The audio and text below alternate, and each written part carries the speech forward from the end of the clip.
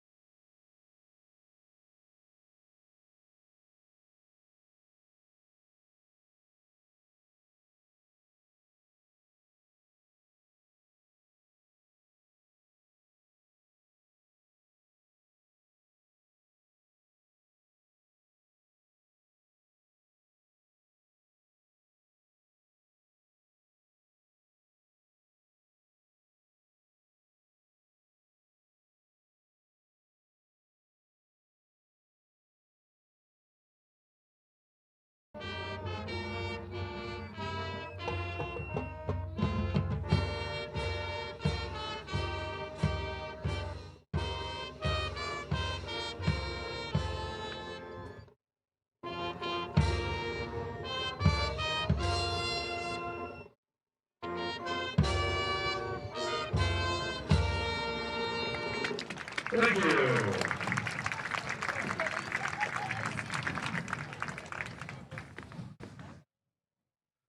Welcome in to week number 3 of the 2025 Tinora Rams High School football season. Coming up live here from Tinora High School's Justin F. Kressel Stadium, Tinora Rams playing host to the Archbold Blue Streaks. Rams of Tinora come in representing the GMC, the Green Meadows Conference, while the Blue Streaks of Archbold, they come in representing the NWAL, the Northwest Ohio Athletic League. Welcome to the Signs Excavating pregame show. Signs Excavating can assist with your general excavating services, demolition, and emergency repair work. From driveways to ditch cleaning to site prep, Signs Excavating is here to assist. The Signs Excavating team is committed to doing the job right, on schedule, and within your budget. Based in Rural Defiance, Signs Excavating serves all of Northwest Ohio, offering reliable and affordable excavating services for residential, commercial, and industrial properties. Signs Excavating offers full excavating and trucking services, including stone hauling, trenching, demolition, land clearing, and drainage work, and so much more. Signs Excavating is the official pregame sponsor of Tinora Rams Live. For all your excavating needs, get a hold of Josh, 419-769-2290 for your heavy haul trucking needs. Get a hold of Mr. Brad, 419-481-3738. Visit them on Facebook or signsexcavating.com. Archbold enters 1-1 on the season, while the Rams enter at 0-2. Streaks with an opening week comeback over Genoa for their first win, and then last week their comeback bid versus St. Henry came up a bit short as they fell 27-19 to a very good Redskins team. The Rams coming at 0-2 after an opening week loss to Liberty Center 42-0, and last week their comeback bid also came up short with a 29-27 loss at Otsego.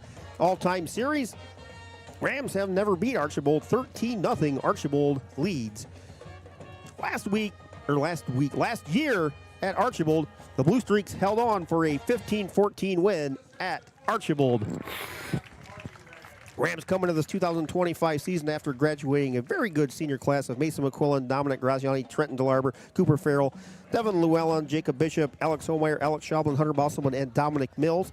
Rams finished 7-4 atop the GMC with a 7-0 record, capturing their 14th overall GMC title. And it was back-to-back titles from 2023 and 2024. After dropping their first 3 games of the season to go to Liberty Center at Siegel to Archbold, the Rams rebounded in the conference and went 7-0 to capture the GMC title. Rams eventually lost to Cary in a 2024 heartbreaking playoff loss here at Tinora, 21-17. Rams averaged just under 19 points a game, 238 total yards a game a year ago.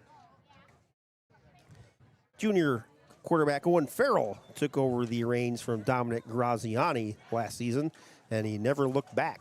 Farrell with nearly 1,400 yards, 10 touchdowns, and 6 interceptions. This season, Owen is 34 of 60, 472 yards, 3 touchdowns, and 5 interceptions. The Rams' offensive line took a big hit as he graduated starters Alex Schaublin, Hunter Bosselman, Alex Homeyer, and Cooper Farrell. 2025 line consists of Carter Razik, Nathan Sattler, who was honorable mention all-conference, Brock Bailey, Carter Kieber, and Colby Munn. Unfortunately, Carter is under the weather and is not able to play tonight, so best wishes to Carter. In the backfield, Dominic Graziani graduated. He had 308 yards rushing with 2 touchdowns. But Cooper Replogle is back. He ran for nearly 400 yards on 4 touchdowns and nearly 5 yards a carry. Cooper missed last week at Seago with an injury.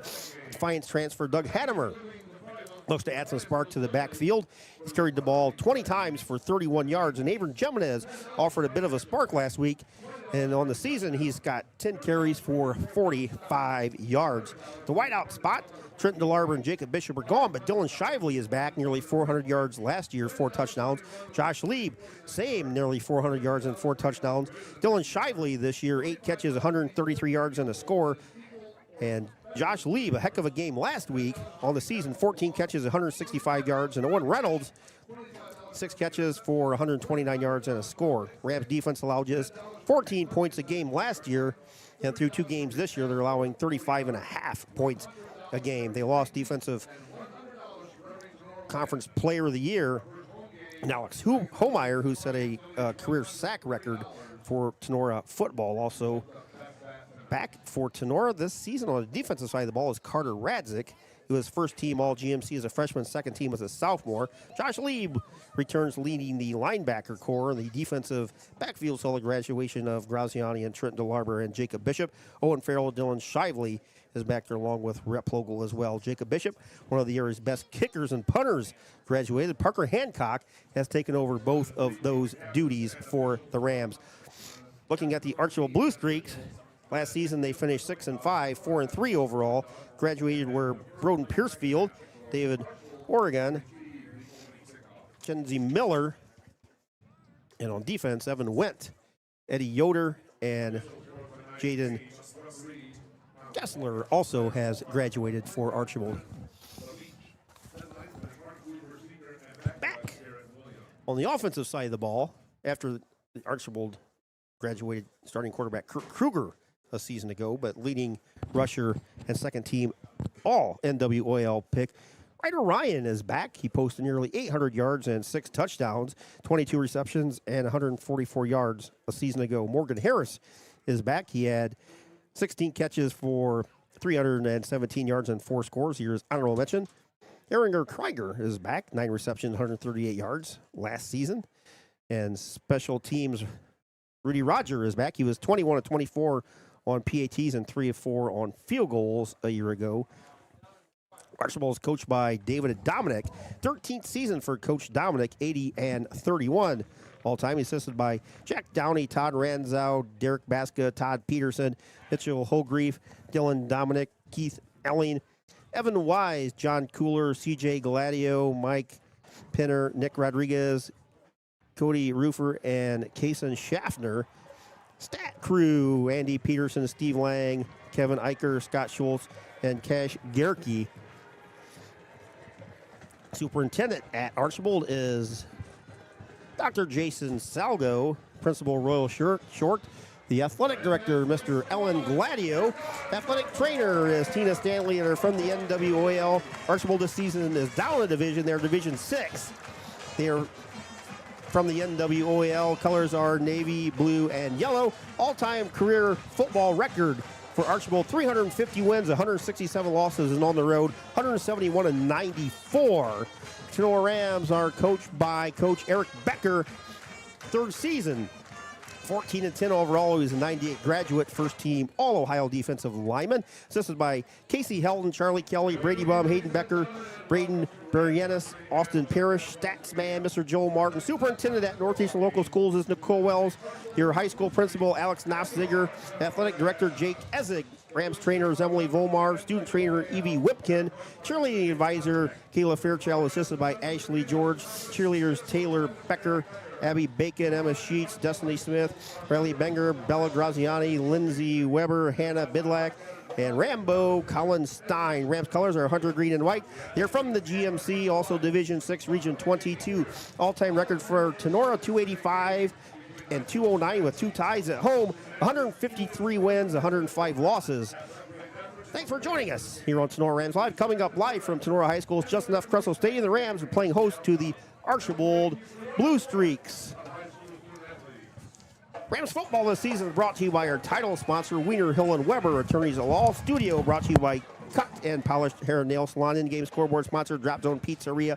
Pregame brought to you by Signs Excavating. Video sponsor, Baton Stevens Body Shop in Jewel, Ohio. Stats brought to you by BSN Sports. Replay brought to you by Homeyer's Monumental. Postgame show, Bidlack Insurance and Investments. Player of the game when a Rams win, Higbee Embroidery. Play of the game brought to you by Patriot Outdoor Hunting. Uniforms, Archbold in the white jerseys with the yellow pants. Tinora going with the all green. David Frank weather forecast. Mostly sunny, 67 degrees here with the wind, at least 10 to 15 miles an hour. Joined by Keith Brown, Coach Fairchild, Dr. AJ, Dr. Logan, and Jason DeWise behind the scenes on the scoreboard. Another Friday night, guys. What do you think? Oh, another nice night, except for the wind. Other than that, it's a beautiful night. Beautiful night for football. Nice and cool. Nothing going to be too hot. AJ messing with my mic again. Producer, leave me alone. Put it close to your mouth, guy. Yeah, I guess. I don't know. I guarantee you, people hear me because everybody tells me what they hear me say. So I don't think they've got to worry about that, AJ. No, beautiful night, Keith. We'll see how this goes. I mean, Archbold, they're 1-1, right? Archbold is 1-1. Rams are 0-2. Yeah. Archbold had a nice comeback in week 1 versus Genoa. Their comeback came up short last week versus St. Henry. The Rams won the toss. They elected to defer. So the Rams on your radio dial will be going left to right. You're welcome. Appreciate everybody for watching us here on Tinora Rams Live on this week 3. Coming up from Justin F. Crescent Stadium here at Tinora High School. Got a decent crowd. Archbold has filled the stands next door. And we're going to have the 95 team honored here at the half. That's Tinora's first ever playoff team. Coach Anderson will be up here as our halftime guest.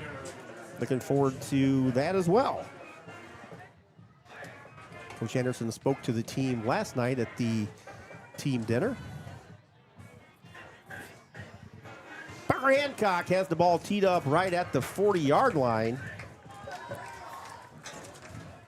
So you see he gets a little bit of wind assist here. Gets this ball up here and get it. Streaks have 2 returners back. Krieger and Ryder Ryan. Ryan takes the kickoff at the 5, does a little spin, gets across the 10, 15, 20, straight to the middle, 25, 30. Still plowing forward out to the 33-yard line, so the Streaks will have Flag. 1st and 10. Flag come flying in from the opposite side there. Late flag over there about the 25. Looked like the official was signaling holding. Hold. Yeah.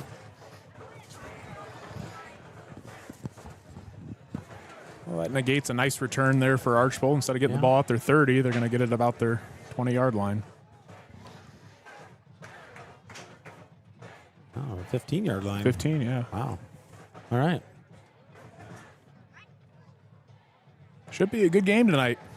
Archbold's got some solid players, and running back Ryder Ryan, I'm excited to see him play. And Tenora's got Cooper Rapogel back, and they're running back. So Another great addition to the Rams offense and defense. So a lot of great athletes out there on the field today. Ball's in the center of the hash for the Streaks. They have 2 receivers near side, 2 receivers far side. Handoff up the middle to Ryan across the 15, breaks it out to the 20, 25. And he has enough for a Archbold Blue Streaks first down. Yeah, just a large hole opened up on that left side of the Archbold offensive line. Great blocking there, and you give room for a running back like Ryder Ryan, one of the better running backs in the NWAL. He's going to make you pay for it. Streaks with the first down out to their 33-yard line.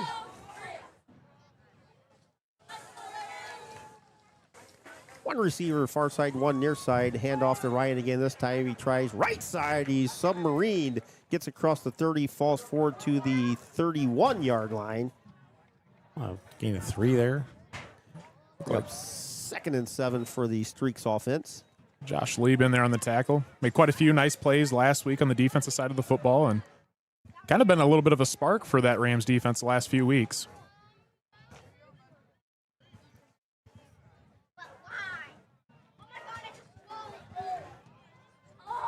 Two receivers far side, one near side receiver. Man in motion. Comes far side to near side. Hand off to Ryder Ryan straight up the middle. He's close to the first down. He may be a yard short. Yeah, going to be a little short, looks like. I got a 3rd and about a yard. Wait a minute, the referee on this side saying first down. It's not even close. Our yard lines here at Tinora High School must be crooked. Yeah, that's not a first down, guy. Wow. Glad you have a good view from your side of the field when the guy on the other side of the field is literally clearly standing a yard in front of the down marker. What do we know? What do we know? I don't even know why we have these markers anymore. This referee used to say we get a first down, give a first down. Sophomore Maddox Benner back barking signals from the shotgun for the Streaks. Takes a handoff, fires it out there, passes completed to Erringer Krieger, and he is hit immediately as he caught the ball. Gain of about 5, tackled at the Archbold 42-yard line. Owen Reynolds came up, put a nice pop on. I thought he was going to break on that ball. He might have had a read on it, but just got to be careful with that because that's what I think we talked about this last year. That's where they did a little stop and go, if you remember right. Yes. I called that out last year. That's how he caught the touchdown in the fourth quarter. Yeah. That was a game winner. Well, it ended up being the game winner. Yeah. Pinner moves Ryan over to his right. Now he pitches it to Ryan. Caught in the backfield. He's hit. Ryan comes flying. He was hit at the line of scrimmage, or the original line of scrimmage. Yeah.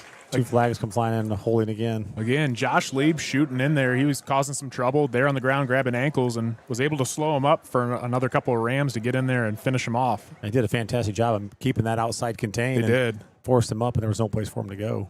Nice play.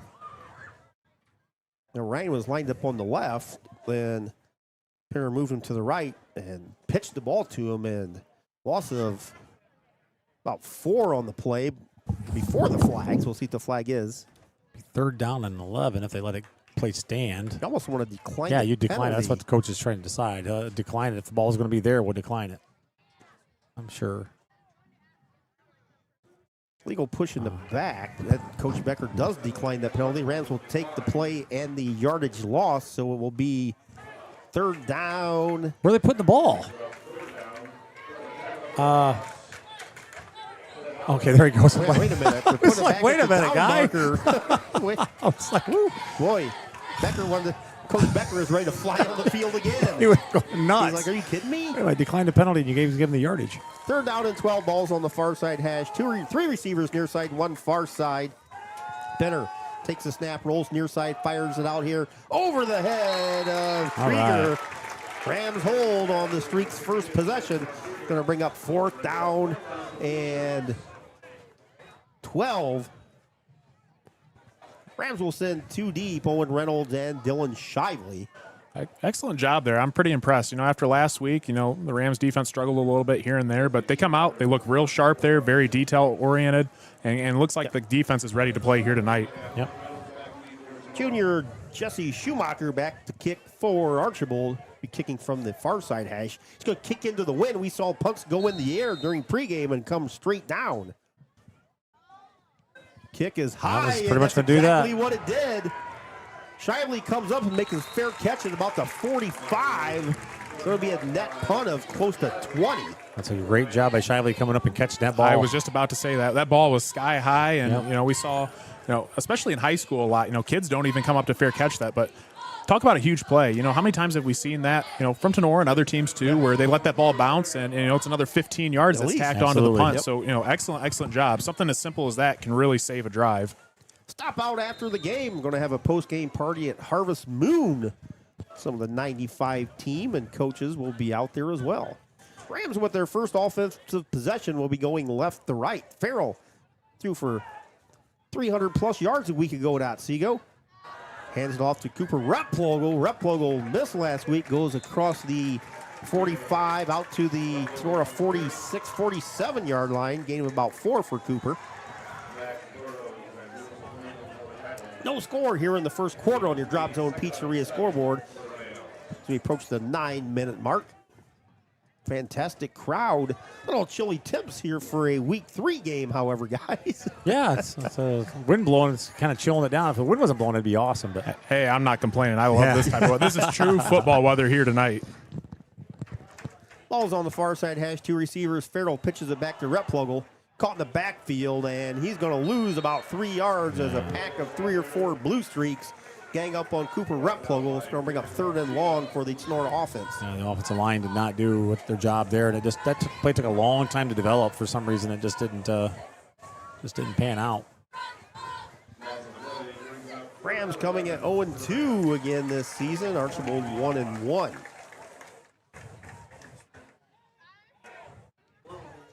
Ball's on the near side hash. Shively's your near side receivers. 3 far side receivers for the Rams on this 3rd and 12.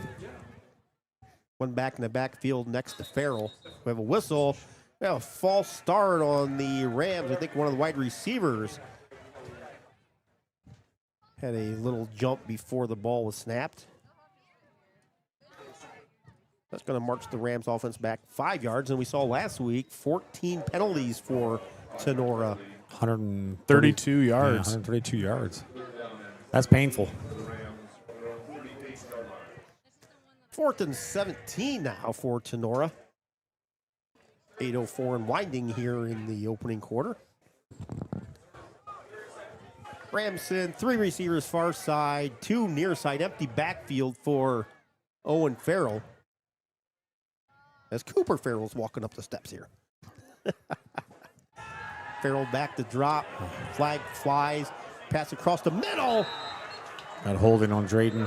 Intended for Josh Lieb, and he was hit by Krieger as soon as the ball arrived. Nice play by the Archbold defensive back. Archbold will probably decline this. Yeah. Drayton just got beat off the ball. The defensive end went right around him, and he just grabbed a jersey. Put it right in front of the referee. 4th and 17 for Tinora. Back to punt will be Parker Hancock. Parker will have a stiff breeze to his back, 10 to 15 miles an hour here at Tinora High School. We're inside the press box today. We didn't want to be blown off the roof tonight, so we're inside today. Hancock, low snap, scoops it up like a shortstop. High, end over end kick. Fair caught by Krieger at the Archbold 32-yard line. We'll see where they put it down. I think they'll put it down at the 32. So the Streaks will have their second possession. Each team with the possession. Each team moved the ball a little bit, but no score at the 7:33 mark here on your Drop Zone Pizzeria scoreboard. Thanks everybody for joining us here on Tinora Rams Live. Got a good halftime guest coming up, Coach Mike Anderson. See if the Rams defense can hold it here again. And in motion comes far side to near side. Pinner fakes the pitch, going to keep it, tries to go over the left side. Maybe skates out a couple yards on the play. Was that Shively? It was Shively. Or like a defensive end. Nice tackle on the play. Kind of submarined him a little bit. Someone wiped him with the ankles. I had to look. I'm like, Shively's in the corner, but he came in and took the legs out. 2nd and 8 for the Rams. Archbold has 2 receivers near side, 1 far side. And Bentley and Ryan go from right to left. Ryan on the other side of Pinner. Straight back drop, looks, throws it out there on the far side. Over the head of the intended receiver, Morgan Harris. Shively over there on the coverage as well. Yeah, solid coverage there by Shively, and that's 2 nice plays in a row we've seen. 3rd down and 8 for the Blue Streaks. Last time Archbold was here was 2023. They beat Tinora by a score of 48-7.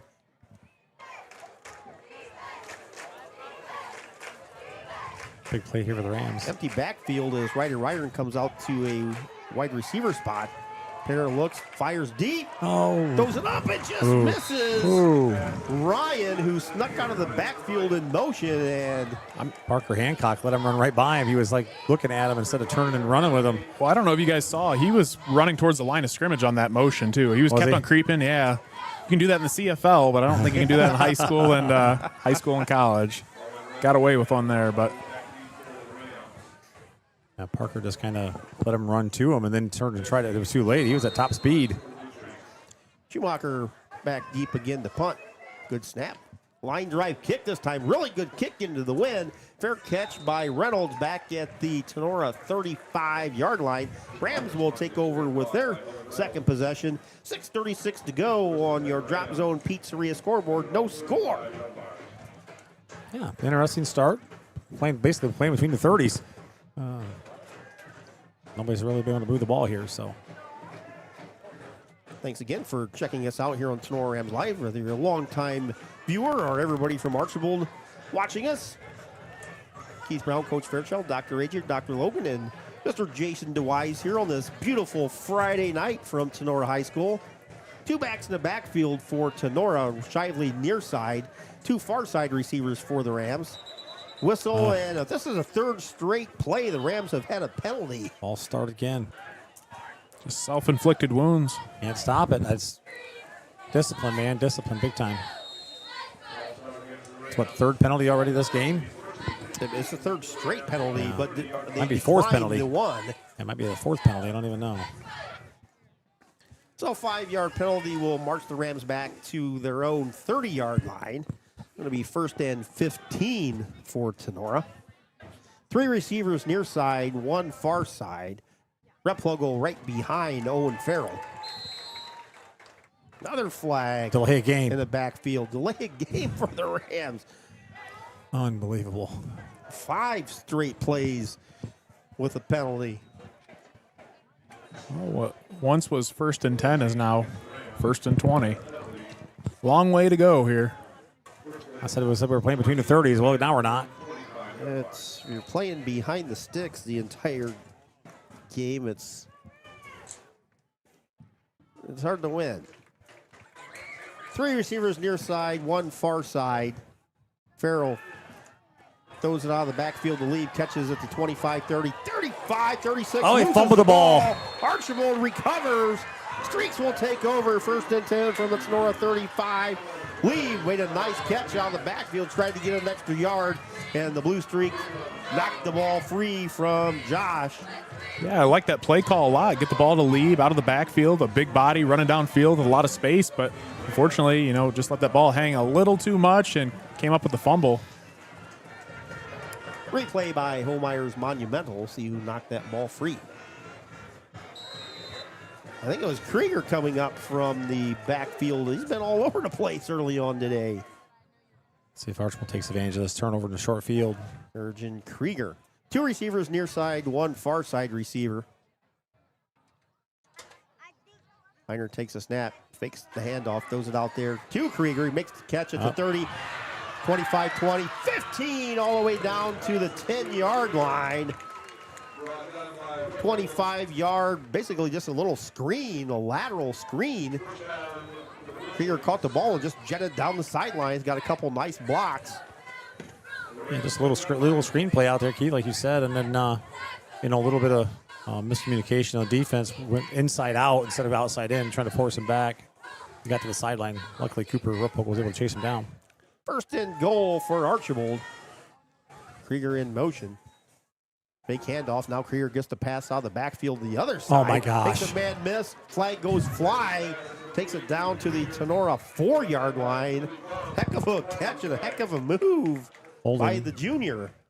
Holding on the streaks. They've had quite a few penalties themselves. I mean, good Lord. I think we've had like 8 penalties in this game, and we're still in the first quarter. We're only halfway through. We still got 6:08 to go. The referees are getting paid by the flag. Last week, we left out Siegel about a quarter after 10. Oh, my gosh. Tonight, we're on pace for the same. Yeah. That penalty on Archbold takes the ball back to the Tinora 20-yard line, while the Streaks will have first and goal from the 20. Both teams shooting themselves in the foot right and left here tonight.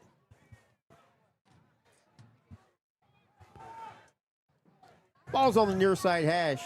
Piner hands it straight up the middle to Ryder Ryan, and we have a whistle during the play. Jeez. Bell marching back 5 yards. First and goal from the 25-yard line. I'm not sure what Mean Gene was reading off earlier, but there's like somebody giving out money for different plays. Penalties, apparently. Now we must be giving out money for penalty flags thrown. Coach Dominic's over there. He's asking, what is going on here? Yeah. See, one of the sign boys has his jersey on from 95 down there, guys. Brent, I can't see. Can't tell from here. Does it have the yellow stripes? I'm No, curious. No? I don't think it has yellow stripes. I think you were one of the last ones to have the yellow stripes, weren't you? Yeah, we had the yellow stripes. So when they got the new jerseys my senior year, they went with just a plain green stripe, I believe. 3 receivers, far side, 1 near side. Pinner straight backdrop, fires it out there. Caught at the 20. Nice tackle. Open field tackle out there. Was that with Dylan Josh Shively Lieb. or Josh Lieb again. Josh Lieb. Second and goal, Archbold from the Tinora 17. 5:45 and winding here in the penalty-filled first quarter. No score. First quarter will be over with about 8 o'clock. Goodness gracious. Krieger near side receiver, 2 receivers far side. Ryder Ryan to the left of the quarterback.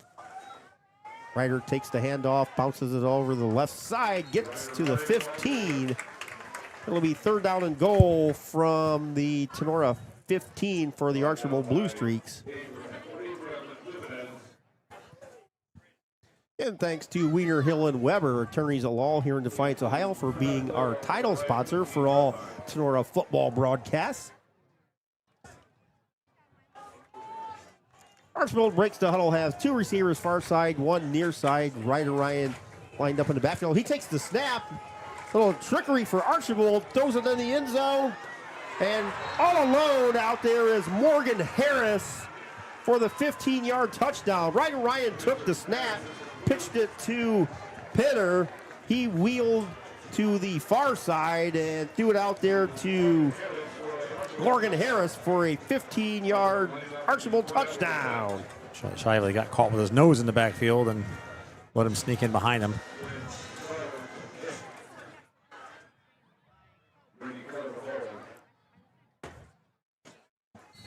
Extra point attempt coming up for Archbold. Quinn Sauter with the extra point, and it's up and good. So Archbold takes a 7-0 lead on the little trickery for the Archbold Blue Streaks. 7-0 Streaks on our Drop Zone Pizzeria scoreboard. We'll be back right after this time out here on Tinora Rams Live. Weber Materials and Weber Building Materials are dedicated to fulfilling all of your building supply needs. Weber Materials is a prominent regional supplier and distributor of aggregate materials for construction projects. We take pride in our high-quality work and our commitment to our roots. We also highly value you, our customer. Our goal is to deliver top-quality aggregates safely and efficiently to our trusted clients, whom we consider friends. For a quote or more details, contact Weber Materials at 419-394-8870 or visit webermaterials.com. Kevin Weber, owner of Weber Materials and a proud Tinora alum, says, "Go Rams!" Back at Tinora High School, the Archbold Blue Streaks have grabbed a 7-0 lead on a 15-yard touchdown pass to Morgan Harris.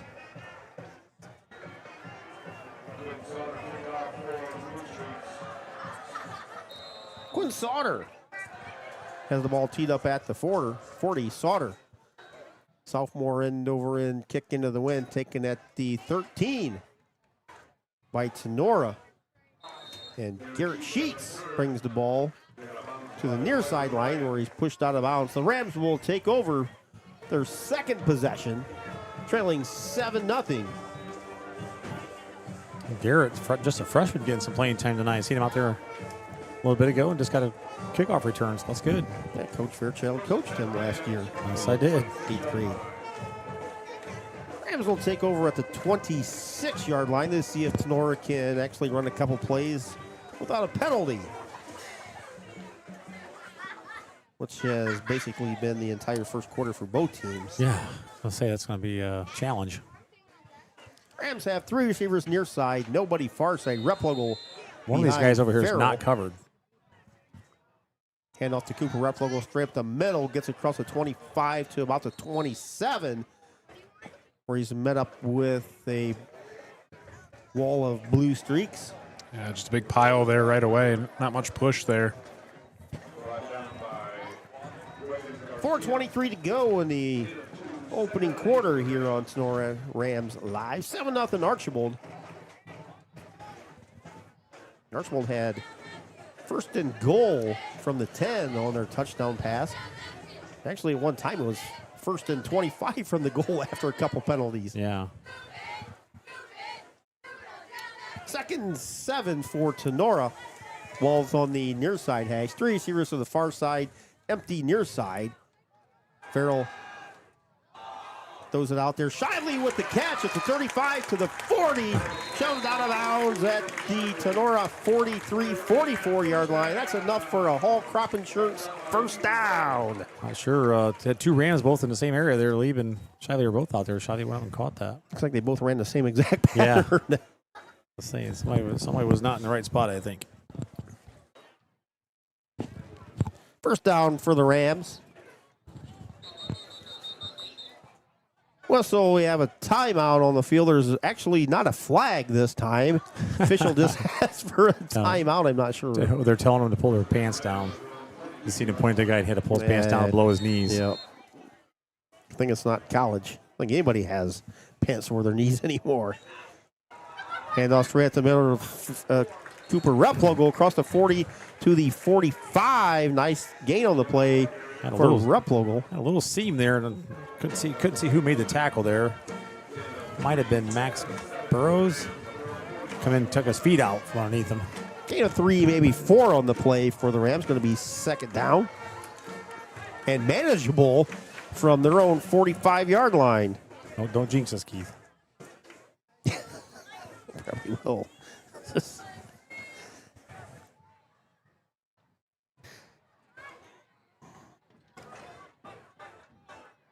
7 penalties in the first quarter.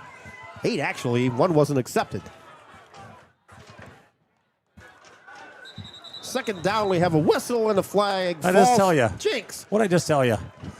This is like somebody steps to the free throw line, 15. Like Kate Brenner steps to the free throw line. He's 25 for 25, and I say that, then he misses the first one. Yeah, I'm not sure who's moving down there, but it seems to be the same thing going on. I don't know if they're moving their hand or what. But so that penalty marches the Rams back 5 yards. It's going to be 2nd down and 12. Farrell under pressure. Going to have another flag pushing the back. Farrell just wisely throws the ball out of bounds. It's like a holding for Tinora. Yeah. Yep. That was right out in the open, too. Rams' offensive line right now is just getting beat, and all they're doing, they're trying to grab and hold, and it could be leading to the false starts as well because they're trying to get a quicker step. That's typically what you see when you have a lot of false starts and holding penalties is, they're getting beat, and they jump the snap a little bit too early, or they got to grab jerseys because they're just not getting out of their stance fast enough. Another penalty on the Rams. 2nd and forever. 2nd and 22. Ball's back at their own 30-yard line. 2 running backs in the backfield. Lee moves out to the far side. Farrell throws it out of the backfield. Caught by Replogle. Hit at the 32. Spins away. falls forward for another yard to the 33-yard line to bring up still 3rd down and forever for the Rams offense. This goes back to make you think, this drive started out with a 3-yard run from Cooper Rapogel, and, back-to-back penalties just pushes them behind the sticks. And, it's tough. Coach Becker's talked about that in the past. They need to start ahead of the sticks. Yep. Well, it's hard when you just keep shooting yourself in the foot. So you can't play very good offensive football when it's 2nd and 17 every play, it seems like. It just changes the whole outlook of, your play selection, too. I mean, you could have stuff scripted and for this drive, and, just changes the whole outlook. Under 2 to go in the opening quarter, 7-0 Archbold. 3rd and 19 here on your Drop Zone Pizzeria scoreboard.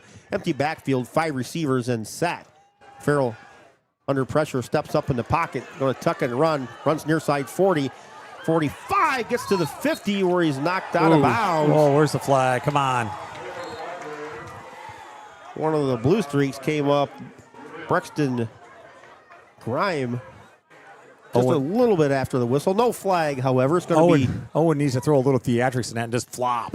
And get the penalty. Patrick Mahomes and just go flying. He should have. He was pushing him. He was pushing him. He would have got the flag. He would have got the flag if he'd have went flying on the ground. 4th and 4 for Tinora. Parker Hancock will still have the... Well, they are. Rams tried this a couple times earlier in the season, trying to draw the opposition offside, winding up with a false start in their own. 4th and 4 for the Rams. Ball's just short of the 50-yard line. Farrell in the shotgun has 4 receivers, 2 by 2. Takes the snap, throws a slant over the middle, caught by Owen Reynolds at the Archbold 44-yard line. That's enough for a Hall Crop Insurance first down. I'll tell you what, last week we saw Reynolds, really start to, come alive. Yeah. We're seeing that again here in this game. The kid's just a sophomore, but you can really see him take steps from game 2 to game 3 already, and it's, just the first quarter. Nice catch and nice throw from Owen Farrell. Rams have the win at their back for a couple more plays here. 2 receivers near side, 2 far side. Replogle behind Owen Farrell. Rams in streaks territory at the 44. Replogle takes the handoff straight up the middle, gets to the 40, falls forward to the Archbold 37-yard line, gaining about 6, maybe 7. I'm going to give a little shout out here to Dr. AJ. Did a little writing some code and stuff and got our scoreboard. It's kind of like an automatic thing now. It seems to be working pretty well. It attaches right to the scoreboard. Jason's just kind of standing here right now. Yeah. I think we're all in all. Yeah. It's great. It's actually working. It works here at Tinora. Yeah. It won't work away games. It won't work on away games, but. At least not yet. I still have faith in AD to figure that out too. But 3 receivers far side. Replogle with the handoff up the middle, and he gets across the first down. 35 down to the Archbold 33 for another Hall Crop Insurance first down. I'll tell you what, I just love the way Cooper Rapogel runs the football. He runs it hard. He reads his blocks very well. And again, he continues to pick up 3, 4, 5 yards. And that's what the Rams need. The last couple of weeks, they've struggled to establish that run game. And that's going to open up those passing lanes for Owen Farrell to find his talented receivers. They're not giving him a first down? Are they measuring? I don't know if they didn't signal for the first down, but they got the stick on the stick over there. And earlier we were a yard short. The guy from across the field comes out there and starts waving for a first down. I'm not sure what's going on. Are we a first down? Or guess we'll figure it out here after the quarter. But after 1 quarter play here on Tinora Rams Live, Archbold 7, Tinora nothing. We'll be back right after this time out. Looking for an auto body shop with highly skilled technicians and the most advanced equipment in the industry? Then Batt Stevens Body Shop is the right place for you. Batt Stevens will provide you with fine workmanship at a fair price. Our skilled professionals are committed to providing a quality and safe repair on every job like your life depends on it, because it truly does. Batt Stevens is an I-CAR Gold Class Collision Repair Shop, ASE Blue Seal of Excellence Business, and the area's #1 body shop voted on by Crescent News readers. Located in downtown Jewell, Ohio. Give us a call today at 419-497-3111 to schedule your free estimate today. Batt Stevens Body Shop says good luck to all Tinora Ram athletic teams, and go Rams. Stark Brothers Advertising in Defiance is here to help you grow your business. If you are a business, new or old, looking to improve your customer reach, Stark Brothers Advertising is here to help you and to get your name to stand out from the others. Contact Brian Stark at Stark Brothers Advertising for more information at 419-438-2063. Stark Brothers Advertising, a proud sponsor of the Tinora Rams. Tinora Athletic Director Jake. he said it was third down. Back here at Sonora, the Rams do get a first down as they move the ball into Archbold territory. First and 10 Sonora from the Archbold 33-yard line. 2x2s for the Rams. Rep Plogel in the backfield. Getting ready to start the second quarter here. Farrell drops back, goes across the middle. Threw into double coverage as the linebacker dropped into coverage there for Archbold. Joseph Williams, I believe. Now we know he's a linebacker. It was right in his hands. That's what Just giving you some flack. That was a nice play by you. It was. Nice read by Joseph Williams there. Intended receiver is Owen Reynolds, but nice play by the Archbold defense. Yeah, stepped right in front of that. I thought that was a pick, and if he picks that off, he's off to the races. 3 receivers come near side for the Rams. Rep Plogel in the backfield. Shively, far side receiver, out there one-on-one. Farrell looks out there at Dylan. Those at near side balls knocked away, intended for Josh Lieb. But in the backfield was Wyatt Klein, who got a big paw up there and knocked it down. Yeah, Wyatt Klein, 6'5", 235 pounds. That's a big boy coming off the edge. And hard to throw around. Long arms, that's going to be a trouble in the passing lanes. He's just a sophomore, where Joe Frank has him on his radar for the basketball roster. Wow. He's playing basketball. He's 6'5". Yeah, he's got him. He's on the radar. I don't remember him as a freshman last year. So he's third down and 10 for the Rams. They trail 7-0 here. Early part of the third quarter. Just underway here. 3 receivers near side. 2 far side receivers. Empty backfield for Owen Farrell.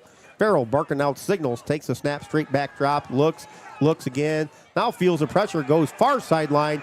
Looks, just throws it out of bounds over there. Wise play by Owen. Flag at the 40. Sure it's holding.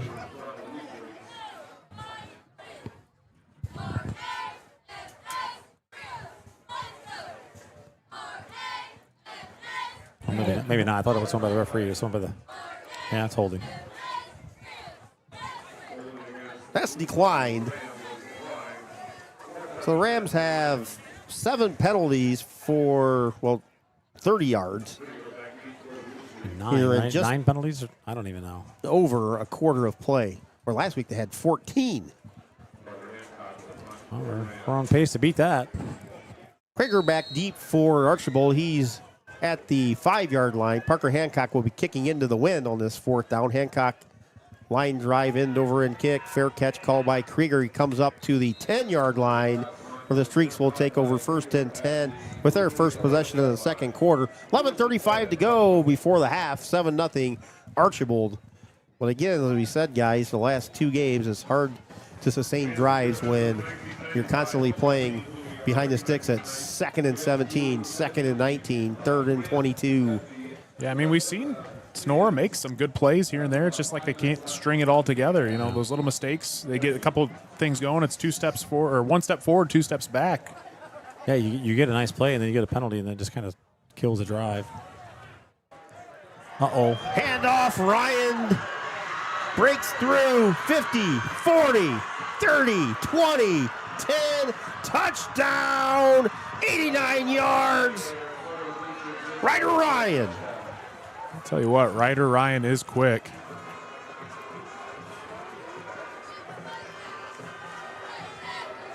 Streaks grab a 13-0 lead here. 11:21 to go in the half. Yeah, nothing fancy from the Blue Streaks there. Just a handoff to the left side and nice hole, and they executed well. And Ryder Ryan was off to the races and just had an off-tackle play. Yeah. Sauter in for the extra point. Kick is up. And it's good. So Sauter's extra point makes it 14-0 Archbold. 11:21 to go in the half. Archbold 14, Tinora 0 on your Drop Zone Pizzeria scoreboard.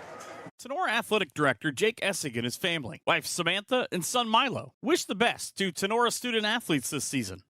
Higbee Embroidery of Defiance offers custom screen printing and custom embroidery to local high schools and individuals from all areas. Connie Higbee and her staff have been serving and supporting Tinora High School as well as the Tri-County area since 1999. From throws to t-shirts to school jackets and much, much more, Higbee Embroidery is here to serve your custom needs. Higbee Embroidery also offers custom artwork if it is needed to complete your project. Higbee Embroidery is located at 1940 East 2nd Street, right here in Defiance, Ohio. Contact them at 419-428-3000 or visit them online at higbee.com or Higbee Embroidery on Facebook. If you are looking for a customizable item, Higbee Embroidery is your place. Higbee Embroidery, a proud sponsor of the Tinora Rams Live Player of the Game Award. Back here, 14-0 Archbold after the Ryder Ryan 89-yard touchdown scamper. Basically took the handoff straight at the middle. I don't even know that he was touched. I don't think so. Napoleon and Anthony Wayne 0-0 in a second. That's kind of shocking. For Anthony Wayne, well, Napoleon figures his back. Give him a little bit of a run there. Deep kick hits at the 5-yard line and goes into the end zone. Rams will start. First and 10. With 11:21 to go in a half, and they trail Archbold 14-0. Last year, the Rams controlled the first 3 quarters of the game, actually had a 14-3 lead as they went into the fourth quarter. Archbold mounted a nice comeback. Came away with a 15-14 victory. Rams got to try to get something going here in the second quarter, try to get something positive here that they can build on.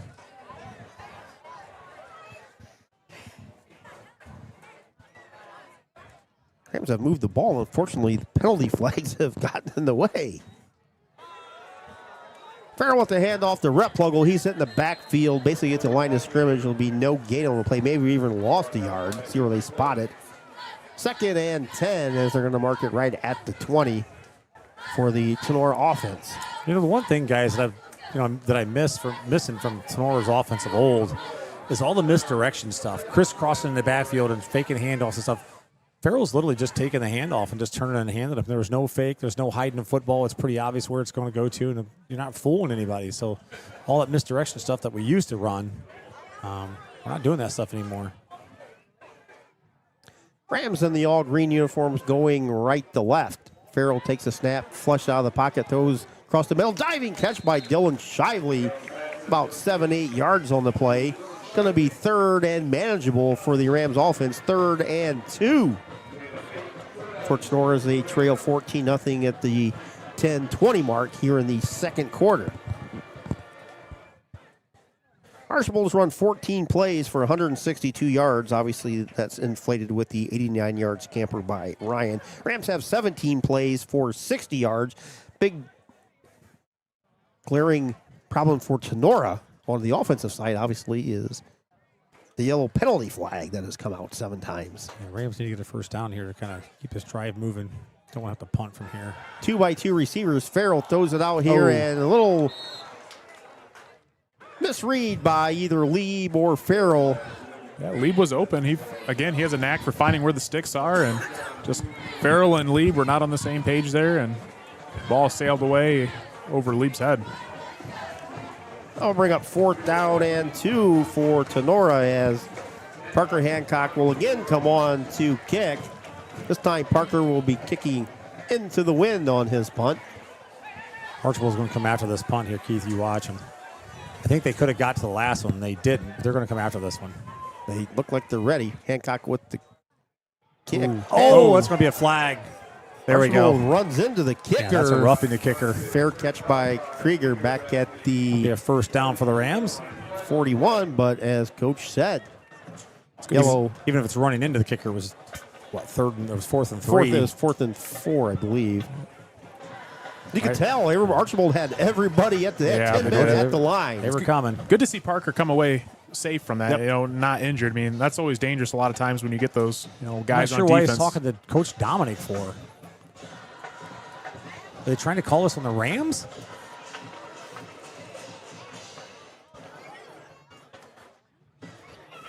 Did they not call the penalty for running into the kicker?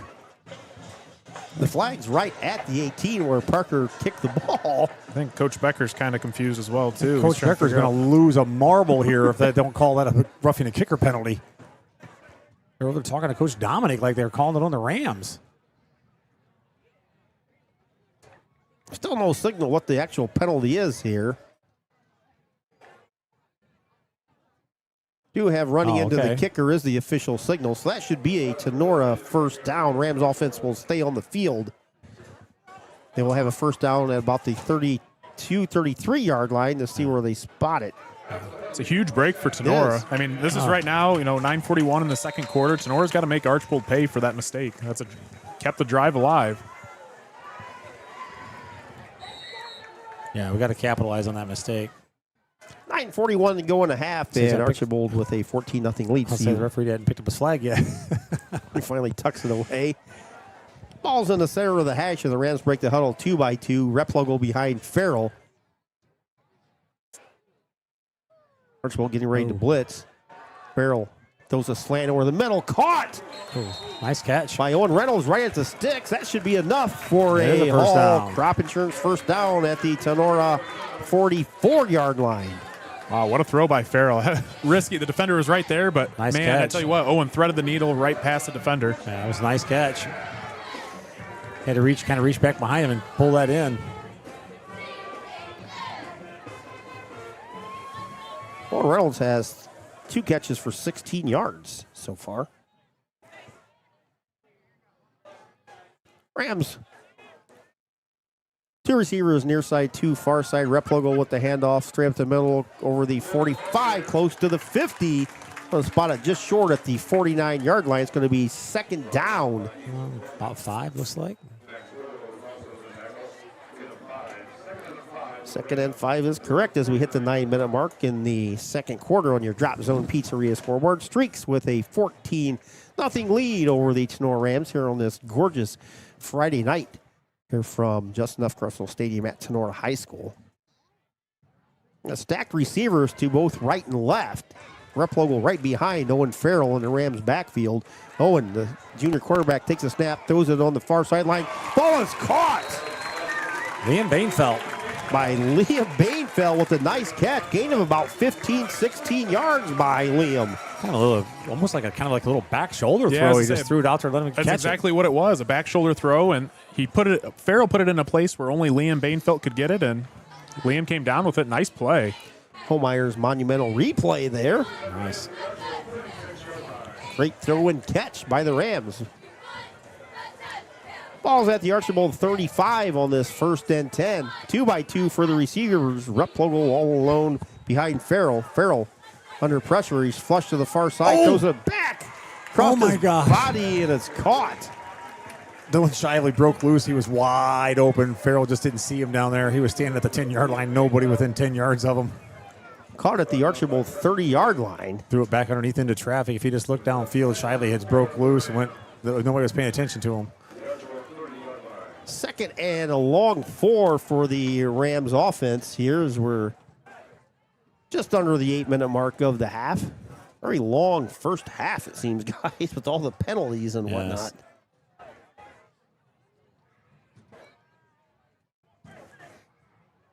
Ball's on the far side hash for Tinora. Again, stacked receivers on both sides, near and far side. Archbold bringing pressure here. Farrell sees it. Flushed up in the pocket. Throws it out there, just threw the ball away at the first down marker. Passes incomplete. It's going to bring up 3rd down and 4 for the Tinora offense. Archbold's been doing that the last couple of drives where they walk down a linebacker, defensive back. They rush them right at the last second off the edge of the line, and that's been giving Tinora fits here. So yeah, stay tuned. We'll at the half, we'll bring you the 95 team reunion celebration they'll have here at the half. Then we'll have the BSN Sports halftime show. Then we'll have about a 5-10 minute interview with Coach Mike Anderson, who is the coach of that 95 team. This is a 2-down territory here, so the Rams Oh, definitely. pick up some yardage here. So obviously they're not going to kick a field goal or punt it from here. So 2 receivers near side, 2 far side for the Rams offense. The flag comes flying in from the backfield. False start, illegal motion on the Rams offensive line. Again, same look, man. Tenora's offense has looked really good here ever since they were kind of revived from that penalty, and they move the ball downfield and 3rd and 4, and then all of a sudden false start pushes them back to 3rd and 9. Tough break for the Rams.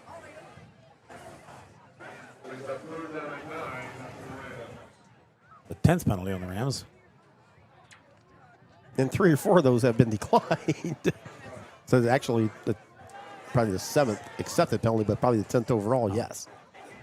3rd down and 9 for Tinora. Farrell takes a snap, he's flushed near side. Throws it out there just to get rid of it. That should be a intentional grounding, and it is. Farrell under extreme pressure just threw the ball towards the Archbold sideline at the 50. So another penalty. Loss of down, not only loss of down, loss of another 15 yards.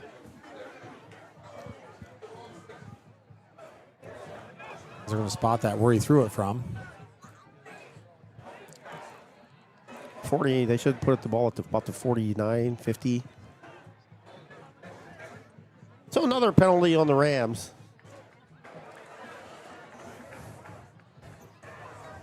I'm not sure what the discussion is. Ball spotted at the. Ball's down, it's 4th down. They're going to decline it. Why would they decline it? Yeah, I mean, that should be an automatic accepted penalty because it's 4th down, it's lost of down. Yeah, why would you do that? Fairview ahead of Archbold 13-0. Eden ahead of Hicksville 7-0. Lipsick over Elmwood 12-0. Wasion over Eastwood 7-0. Liberty Center 27, Otsego 0. Patrick Henry 7, Columbus Grove 0. These are all second quarter scores. Wait a minute, guys. It's supposed to be 4th down. They still got a 3rd down on the marker and 3rd down on the scoreboard. I'm confused as to what's going on It should myself. be 4th down.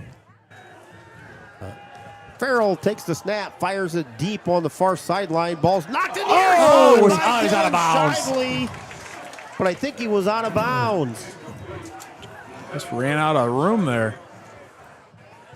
It should be Archbold's ball, but I don't know why Archbold would decline a. I didn't Loss of know down that penalty. was a penalty that you had the option to decline it, but it would have been 4th down and forever. the referee even signaled loss of down. That's what the hand behind the back was. That's loss of down. Mohawk on top of Ayersville 14-8. Van Wert over Lima Bath 14-7. So now it's 4th down and 9 for Tinora. 3 receivers near side, 1 far side. Rupplegel behind Farrell. Archbold leads 14-0 midway through the second quarter. Farrell under pressure. We're going to have another holding penalty. They didn't throw the flag yet. Farrell flushed out of the pocket, throws it on the sideline.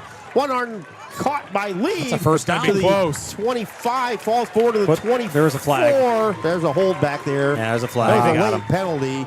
He grabbed him. Yeah. Offensive lineman by Dryden again. for the Rams grabbed the Archbold defender who had a clear.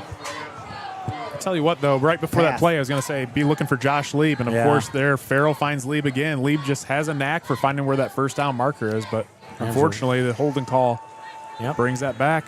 Rams are punting it now. Seems like is the clock running? It's not. This quarter is taking forever. Montpelier on top of Edgerton 14-0. Kind of a surprising score.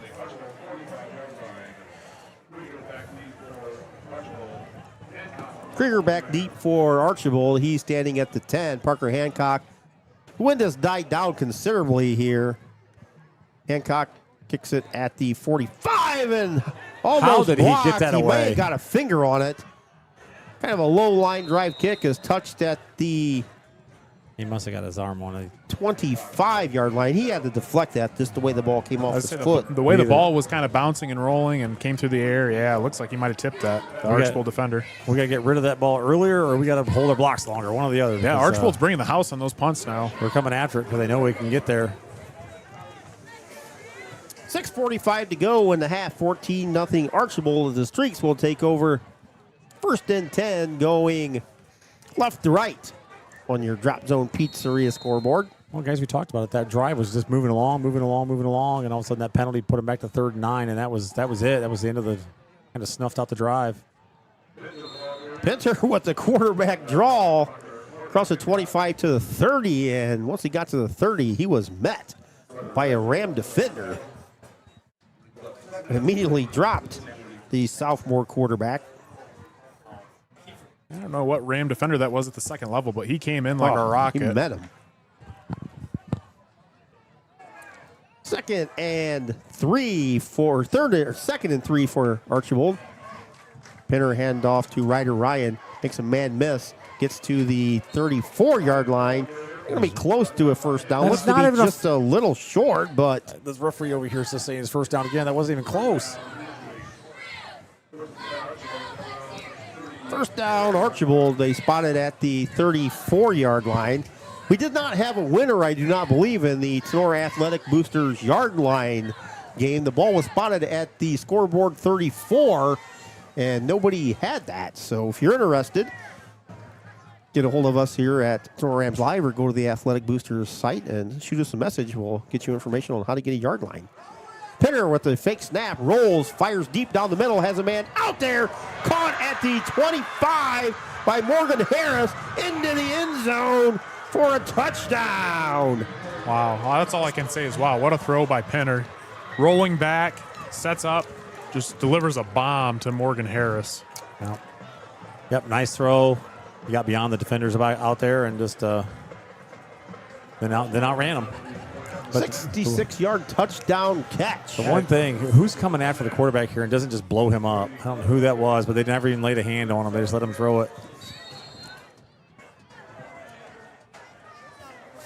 So with 5:30 to go here in the second quarter, extra point pending is up, and it is good by Sauter. Archbold takes a 21-0 lead over the Rams. 5:30 to go in the half. We'll be back right after this time out here on Tinora Rams Live. The Crescent News and Crescent News Media provide local news, sports, feature stories, obituaries, daily TV, and comics, and a weekly Entertainment Today edition, and so much more to the six-county area surrounding Defiance. In addition to traditional print advertising, Crescent News Media offers local and regional digital marketing, including social media, and more. The Crescent News publishes a variety of specialty sections, including many for high school sports. Other advertising options include custom designs and printing for vinyl banners, window and door clings, and specialty inserts. For editorial questions, please call Todd Helberg at 419-784-5441, extension 300-738. For advertising questions, give Jason Hohenbrink a ring, extension 300-725. Call the circulation department for our current specials at extension 300-701 or 300-704. Subscriptions are available for both print and digital formats and can be purchased for as little as 1 month at a time. Visit crescent-news.com or visit their Facebook page for more info. Back here at Tinora High School, Archbold has struck again. Morgan Harris with the second TD reception. This one for 66 yards. 21-0 Archbold. Kickoff all the way back to the goal line and into the end zone as Quinn Sauter has the breeze at his back, and he nailed that one. About 2 yards deep in the Rams end zone. So for the third straight week, the Rams trail big in the second quarter. 21-0 Archbold. See if the Rams can get something going before the half. 5:29 to go. Rams have moved the ball. Unfortunately, penalty flags have just destroyed each and every drive the Rams have had tonight. Two receivers in set. Replogle with a handoff right up the middle. And he falls forward for a gain of 2 on the play. Met there by Jason Grime. I think Wyatt Klein was in there for Archbold too. I tell you what, though, that Wyatt Klein's a nice-looking player for Archbold Blue Streaks. Rams have run 22 plays for 97 yards tonight. Archbold 17 plays, 238. Travely goes far side, Owen Reynolds near side. Replogle in the backfield, Lee at the wing position. Farrell in the shotgun. Straight back drop by Owen. Looks, feels the pressure. Far side, throws it across the middle, comes up short. Probably a good thing. Yeah, It's in the receiver, Josh Lee, but Garrett Stam was right there ready to take it the other way. Owen had 15 yards if he just ran the ball there. There was nobody there. Yeah, I think he could have just ran right up the middle there. Could have ran right over the edge, ran out of bounds. He probably would have been to the 35 at least. I'll tell you, though, the one thing they always talk about is throwing back across their body and across the middle of the field. And Owen's been doing that quite a bit this year. And Getting lucky some, and then he's throwing a couple picks doing that as well. Two receivers far side, two near side. Rep Plogle in the backfield for Tinora. Owen Farrell feels the pressure again, and he's hit and sacked. Wyatt Klein put the boom on Owen Farrell back at the Tinora 10-yard line. That'll bring up 4th down. Nobody is able to handle that guy out there. He's just manhandling our offensive lineman. The last couple of plays, Klein's been a threat in the backfield every single time. He's just kind of just manhandling our lineman down there. Farrell did not have a chance on that play. Hancock's going to kick from it about 3 or 4 yards in his end zone. They're going to come after this one, too. Kicking into a breeze, high snap. Hancock, line drive kick, across the 40 to the 42. Caught there by Ryder Ryan. So Archbold will take over, leading 21-0, 3:54 to go in the half. Streaks have all 3 of their timeouts remaining. If you're Tinora here, you got to come up with a stop. You know, if Archbold puts this one in the end zone, makes it 28-0 going in a half, it's going to be a tough hole to dig out of in the second half. Absolutely. 1st and 10 Archbold from their 40. Streaks going left to right. 3 receivers far side. Whistle and a timeout here at Tinora High School. And as always, during our broadcasts of the Archbold Blue Streaks, we will bring you the origin of the nickname the Blue Streaks, because a lot of people don't know why they're called the Blue Streaks. But we know why. The nickname was coined by former Archbold coach M.A. Farber, who was the coach at Archbold between 1930 and 1949. After watching Sandusky play, he liked their nickname, the Blue Streaks, and knowing that those two teams would probably never play each other ever again because of the difference in school size, he gave that nickname to Archbold in 1933.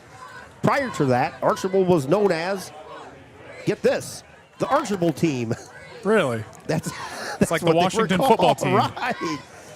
Some of the fathers back then in the 1910s wanted to name them the Archbold Germans, but because most of the players at that time were of German origins, that name never caught on. So that's why they are called the Archbold Blue Streaks. Oh, never knew that, Keith. Yes. Yeah, calling them the Germans probably would have been bad considering World War I and World War II just happened right after that. Absolutely. After the timeout, 2 receivers near side, 2 far side, handoff straight ahead. Ryder Ryan across the 40, 35, 30, 20, 15. Tackled at the 10. Ryder Ryan, 30-yard, gashes the Rams defense. Unfortunately, I believe Owen Reynolds was on the opposite side of that truck stick. Man, oh man, Ryder Ryan. Again, showing off why he's one of the best backs in the NWAL. Yes. Kid runs hard. Tell you why, he just kept his legs moving in the air, dropped his shoulder. Owen Reynolds didn't finish that hit, and Ryder Ryan did. Yeah, and Ryder Ryan, he's only 5'11", 175, but man, he runs like he's 225. Yeah. 1st and goal, Archbold from the 10. Straight ahead, Ryder Ryan hit. No, that wasn't Ryan. It was not. Ashton Stuckey. Ryder Ryan. Ashton Stuckey on the carry there. Actually going to get you the stats for Ryder here so I can bring them up. Ryan has 8 carries, 141 yards, and that touchdown run. All in the first half. What, you said how many yards? 140? 141. Wow. Second goal from 9. Pinner in the backfield again. Hands it straight up the middle. Hit at the 5, falls forward to the 3, maybe the 2 is senior Ashton Stuckey. They spotted it at the 3. 3rd and goal for Archbold as we get close to the 2:20 mark here. Stay tuned. We'll have the 95 team celebration here right. Rams need 2 At the big half. stops here. Definitely two down territory for the Blue Streaks. 3 backs in the backfield. Hand off to Ryder Ryan. Busted in for a 3-yard touchdown. Archbold grabs a 28-0 lead on Ryder Ryan. Second rushing touchdown.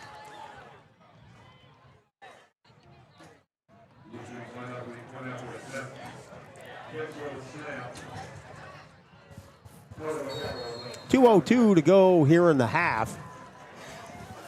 Extra point by Sauter. Kick is up, line drive kick, and it goes through. So with 2:02 to go in the half, Archbold 28, Tinora nothing.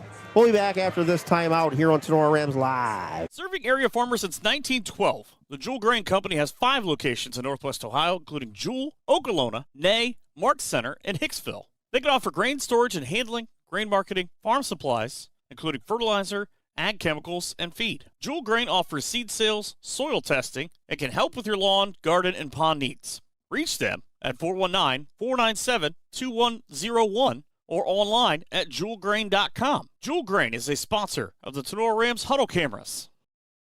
Has life gotten... Back here, Archbold has pulled away. Ryder Ryan's second touchdown. 28-0 Archbold, 2:02 to go.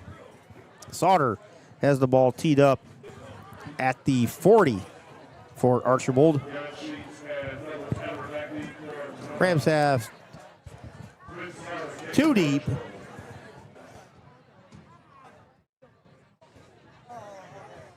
Sheets and Hadamer, I believe, deep for the Rams on the kickoff return.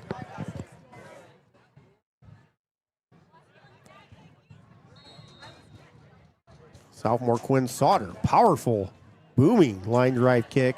Hits at the 2, goes into the end zone as freshman Garrett Sheets, watch it, rolls into the end zone. So the Rams, trailing 28-0, will try and at least get something on the scoreboard before the half ends, as they have all 3 timeouts.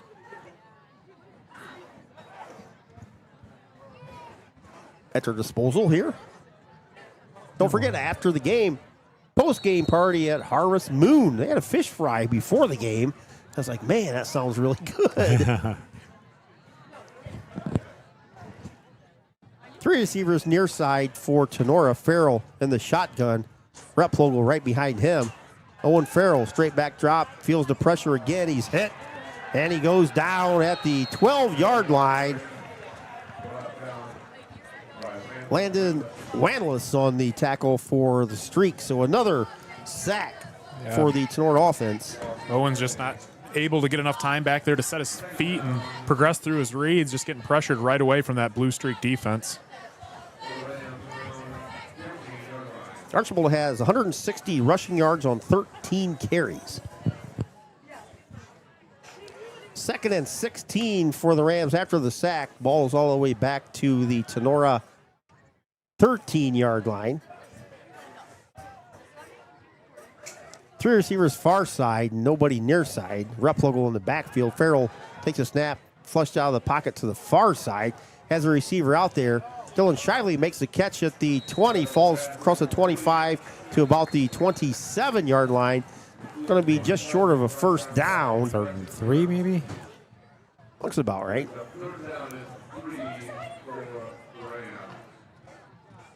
We have a timeout on the field. Timeout. Tinora. The Rams take their first timeout. We'll keep things here.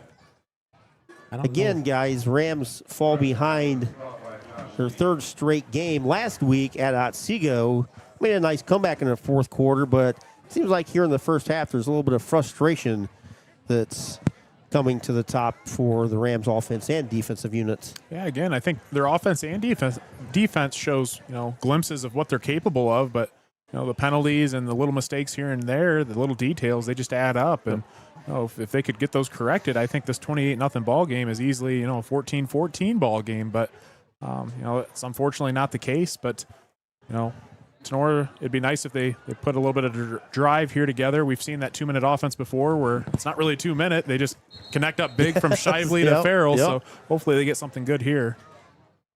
Well, last week it was Reynolds and Farrell. So. Yeah, Reynolds had a couple nice catches. Nice touchdown by Owen with about a minute to go, which brought the Rams within 2 Two-point conversion was no good. And that Seagull held on for the 29-27 win. Here, 28-0 Archbold, 1:02 to go in the half. 3 receivers far side, 1 near side receiver. Straight back drop, Farrell goes out of the backfield, caught by Replogle at the yard line. 30, falls forward to the 32, enough for a Hall Crop Insurance first down. And out of bounds there, saves the timeout. Smart play. At first, I didn't know that he was going to get out of bounds, but was able to spin out of it and work towards that sideline. Saves a timeout. The Rams keep marching down the field. Yep. Repo caught it right at the yardstick, made a couple man miss, and fell forward for a Tinora first down. First and 10 Tinora from Archbold 34-yard line. Farrell throws it out there. Caught by Bainfeld at the 35 for a gain of 2, maybe 3 on the play. He shoved out of bounds. Official, however, says his momentum was stopped inbound, so the clock will continue to run. Under 40 seconds to go in the half. What are we doing? Oh, now they're moving the ball. No more clock off. Ball's moved to the 36-yard line of the Rams. 2nd and 7. Farrell under pressure. Throws it over the middle. It's caught right at the yardsticks by William Bainfeld again. Looks like he's going to be just short of a first down. It's going to be 3rd and 1 for Tinora. The Rams take a timeout with 14 seconds to go. Just needs to be a little bit more sense of urgency at the last play. I believe there's about 15 seconds that ticked off the clock. Just kind of moving the ball and getting set. Those are, again, details. If they can take advantage of that, they save about, maybe 5-10 seconds on the clock, and that gives you more time to push the ball down the field. But one timeout left for Tinora, and still have about half a football field to go. Edgerton finally on the scoreboard. They trail Montpelier 14-7. Wapakoneta 21, Defiance nothing. And Bath and Van Wert tied at 21. Sorry, go ahead. Yeah, no, it's like you said, Logan. They're gonna have to get some, get a little urgency here. 14 seconds, one timeout. But Farrell just doesn't have time to set his feet to make any kind of big throw. Right. Wyatt Klein is coming, man. He's just boy, kid's a beast so far this game.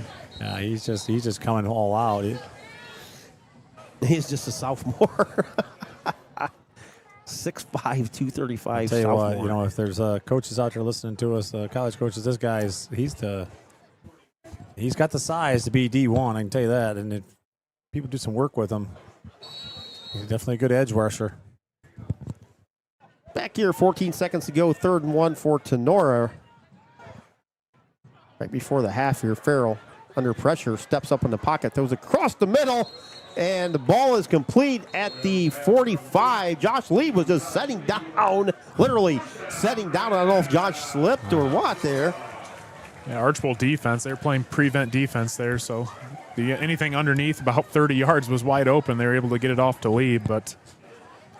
Yeah, we got to do a little hook and ladder here or something, guys. Catch the ball, do a little Randy Moss stuff. I was just about to say, with them playing deep like that, I'd like to see maybe a couple crossing routes. And, like you said, flip it to someone and make something special happen here. I mean, why not? You're down 28-0.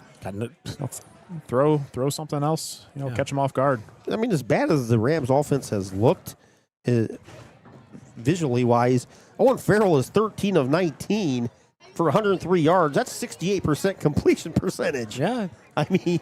He's doing a nice job, but a lot of his incompletions, there's been 2 or 3 that he's thrown out of bounds. Yeah. He's been pressured. So, but 10 penalties, most of those in the first quarter, has killed the Rams offense, the flow of the offense. Final play of the half, 7 seconds to go, 28-0 Archbold. Rams just heave it towards the end zone here. If Farrell can have time, that is. Farrell takes the snap, throws it out here all alone. His own Reynolds at the 40, steps out of bounds at the 35. Save 2 seconds. 2 seconds to go in a half. Nobody had Reynolds over here on the near sideline.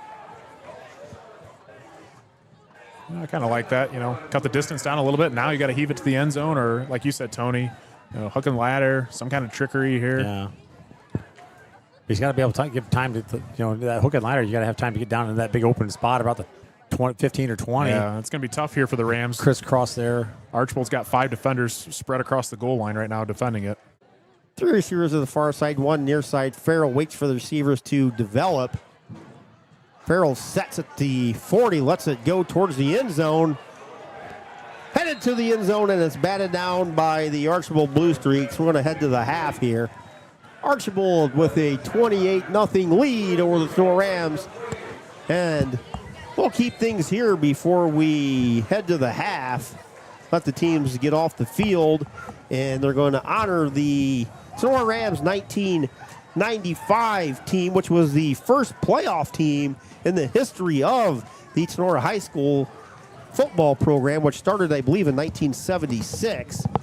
They finished 8-2 overall and 5-2 in the GMC, or 8-3 overall. They had an 8-2 regular season, 5-2 in the GMC. And those team members, along with some of the coaches, are lining up on the track down below.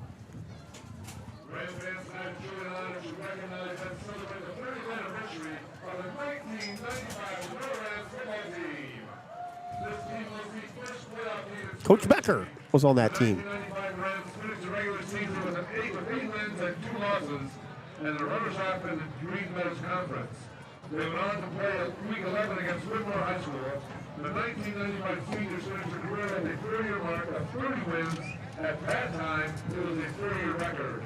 Members of the 1995 team in attendance tonight are Mike Smith, Jeff Smith, Ed Sensenbaugh, Dick Sheets, Sean Friedman, Eric Becker, Eric Wimkin, Joel Martin, Sean Hammond, Chad Hall, and all the way from Iowa, Coach Mike Anderson. Congratulations, 1995. They have to skip signs. Yeah, they did. Mr. Brunt Signs was down there. He never got his jersey on. His jersey on his name on it. Still didn't call him out. Jersey. Maybe he didn't say he was in attendance. But fantastic team right there, honored here tonight at the half. So, the first playoff team in the history of Tinora Rams football. Good to see some of the guys back. Woodmore was the Rams playoff opponent in Week 11, and Woodmore came away with a convincing victory over the Tinora Rams. But here at the half, the BSN Sports halftime show. First quarter got started with Pinner to Harris. That was a little razzle-dazzle. Out of the backfield, the pitch actually went to Harris.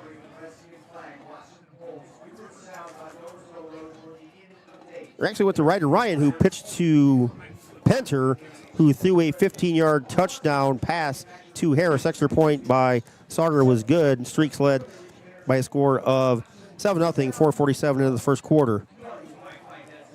Stayed that way after the first quarter. All the scoring by Archbold in the second quarter. 11:21 to go. Ryder Ryan took a handoff from his 11-yard line, basically went untouched for 89 yards. 13-0 was the lead. Extra point by Sauter was good to make it 14-0. 5:30 to go in the half. Again, Morgan Harris caught a 66-yard touchdown pass from Penner, his second of the game. Extra point by Sauter was good. It was 21-0. And right before the half, 2:02 to go, Ryder Ryan with a touchdown run from 3 yards out.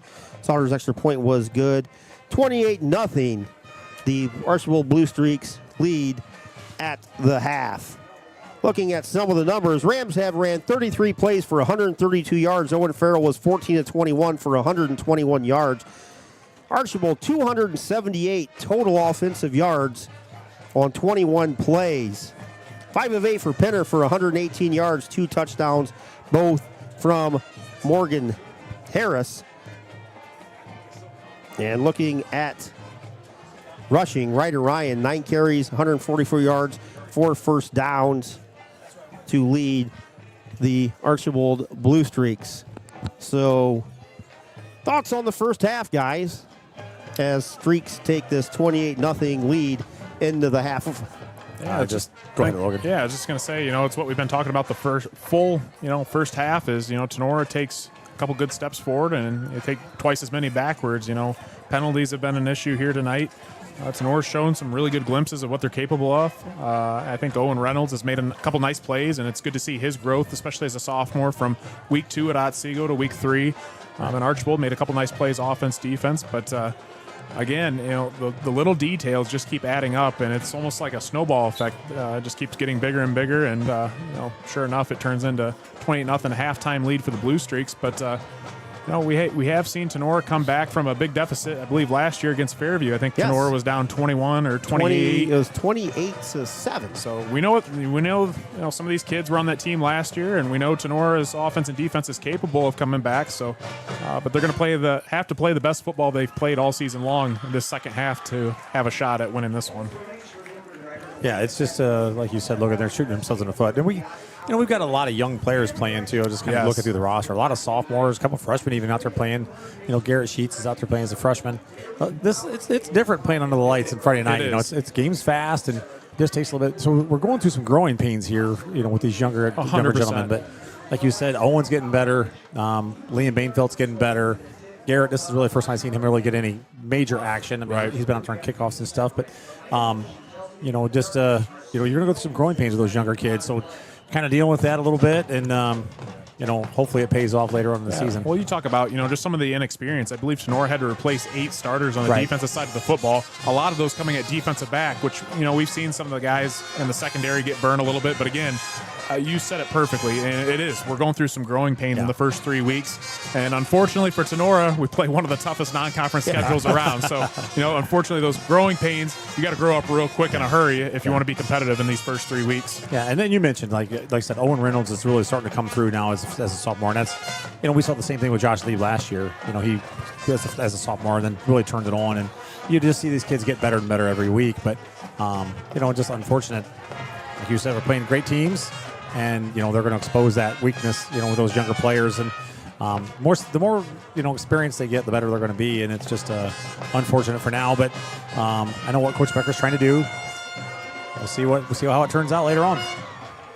All right, we'll take a little break here and give Coach Anderson a chance to get up here. I told him it'd be about the 10-minute mark of the half, so give Coach Anderson a couple minutes to come up here. But at the half, Archbold 28, Tinora nothing. We'll be back right after these few messages from our great sponsors here at Tinora Rams Live. For over 65 years, McCarthy's in Defiance, Ohio has been here to help with your power sports needs. At McCarthy's, you'll find motorcycles, ATVs, side-by-sides, and power sports gear from industry leaders like Honda, Kawasaki, and other trusted brands. We offer Honda motorcycles, ATVs, and generators, as well as Kawasaki motorcycles, ATVs, side-by-sides, and jet skis. Head on over to our Facebook page to stay informed about our specials and promotions, and be sure to explore our current inventory featuring heavy rebates and low factory financing. In Defiance, there isn't a friendlier or more knowledgeable staff than ours. We're happy to help you find the perfect recreational vehicle or the parts you need. Visit our products page at mccarthys-sales.com to see what we have to offer. If you need help making a decision, please don't hesitate to give us a call or stop by. We're always ready to assist. McCarthy's of Defiance. Call them at 419-784-2402 or stop by at 8373 North 66 in Defiance.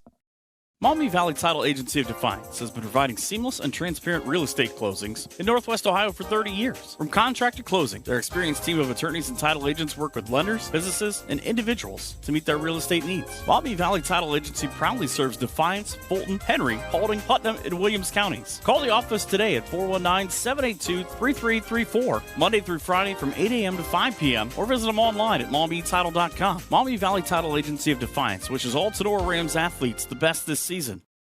Barney's Grill at Evansport has been serving their customers for over 20 years. Ice cold drinks, Ohio lottery, great food, and good friends are all on deck at Barney's. Stop and get those delicious Barney burgers, cheeseburgers, chicken strips, fries, and onion rings tonight after the game. Taco Thursdays from 11 a.m. to 9 p.m. And Barney's Grill is located at 1101 Main Street in downtown Evansport. They're closed Sunday and Monday, but give them a call at 419-428-2241 and be sure to check out their Facebook page for a look at all the fun. Barney's at Evansport, a proud supporter of Tinora Rams Live. Clubhouse Pizza & A is your small-town alternative for happy food at a happy place. Featuring one of the area's best pizzas, Clubhouse Pizza & A will not disappoint. Wing Wednesdays, buffets on Thursday, happy hour on Friday. That's just a few of the things Clubhouse Pizza & A has for specials. Stop out after the game for amazing food, great drinks, and an awesome atmosphere. Hours of operation are Wednesday through Saturday, 11 a.m. to 2 p.m. and 4 p.m. to 9 p.m. Or order some takeout at 419-658-2720. Come by for a visit at 210 East Main Street in Nay, or check them out on Facebook at Clubhouse Pizza Nay. Rachel and Jason Gilliam and the great staff at Clubhouse Pizza Nay are proud supporters of the Rams. Attention, Defiance area farmers. Are you looking for top-notch crop insurance to protect your hard work and your livelihood? Hall Crop Insurance is here to help. Whether you're planting, harvesting, or just planning for the future, the dedicated team at Hall Crop Insurance takes pride in providing excellent service and the personal care farmers just like you deserve. You can reach Agent Chad Hall directly for all your crop insurance needs at 419-576-6140. Or for additional support, call underwriter Nikki Geisinger at 419-212-0744. If you need assistance or have any questions about your policy, don't hesitate to give Chad or Nikki a call at Hall Crop Insurance. Hall Crop Insurance sends its very best wishes to all the Tinora teams for a successful season. At Patriot Outdoors Hunting, our primary focus is on supporting military service members through outdoor therapy. We are a nonprofit organization dedicated to assisting America's service members after their deployment ends. One way we do this is by offering outdoor experiences as a form of therapy. If you are a veteran or know a veteran who would enjoy an outdoor adventure, please share their name and contact details with us. We also encourage all veterans to register with Patriot Outdoors. Every month, we select winners for Patriot Outdoors gear and notify veterans about upcoming events. Registering also gives you a chance to participate in our annual hunting trips, which include the hunts for deer, turkey, and wild boar. To support a veterans trip or to donate products or services to help more veterans take part, contact us at patriotoutdoorshunting@gmail.com or call Jeremy Bainfeld at 419-579-0427. Patriot Outdoors Hunting, connecting veterans with the outdoors. Home of the free, because of the brave.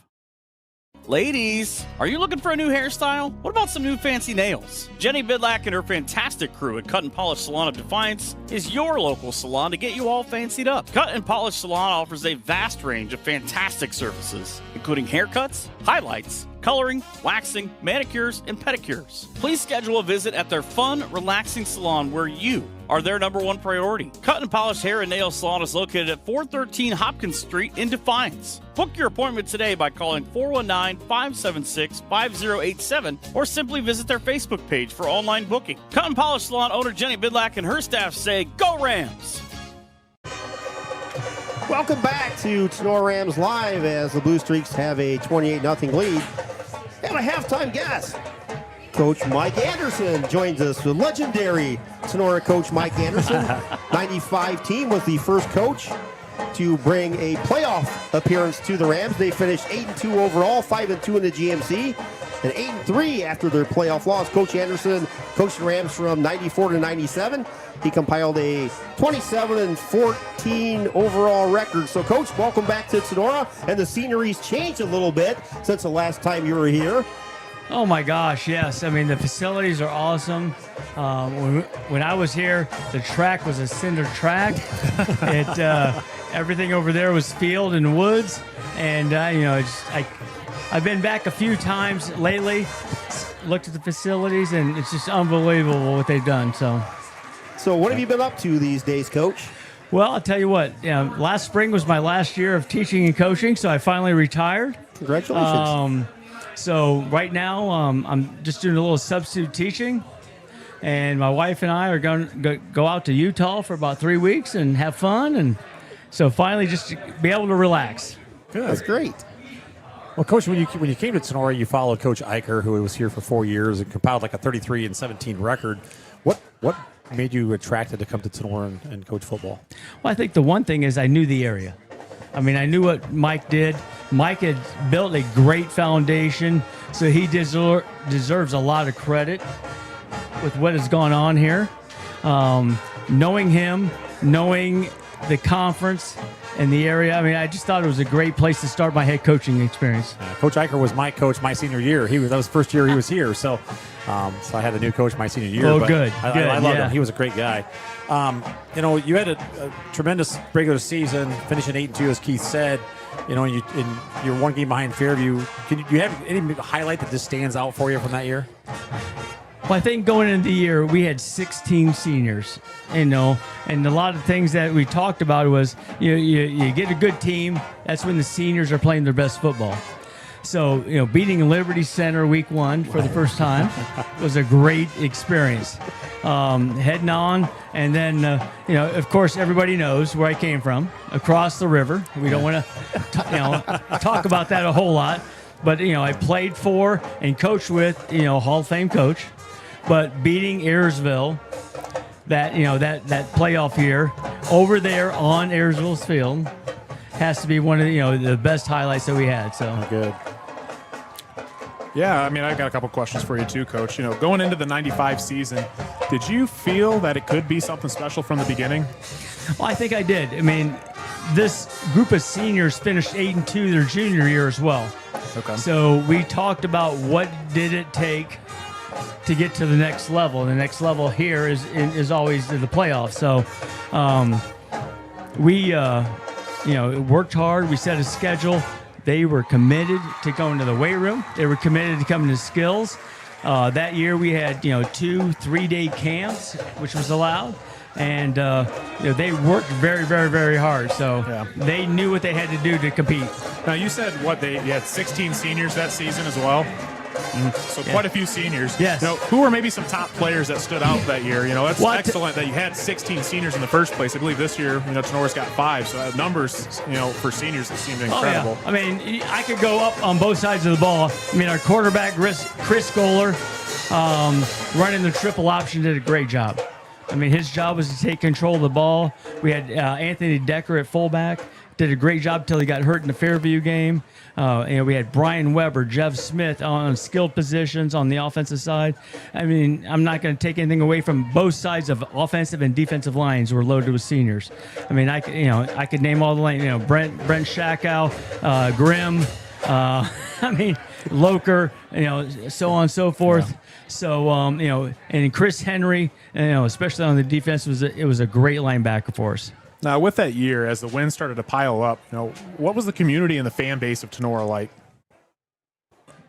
It just kept building every year, every week. I mean, the excitement, the enthusiasm, coming out to the games, stands were full.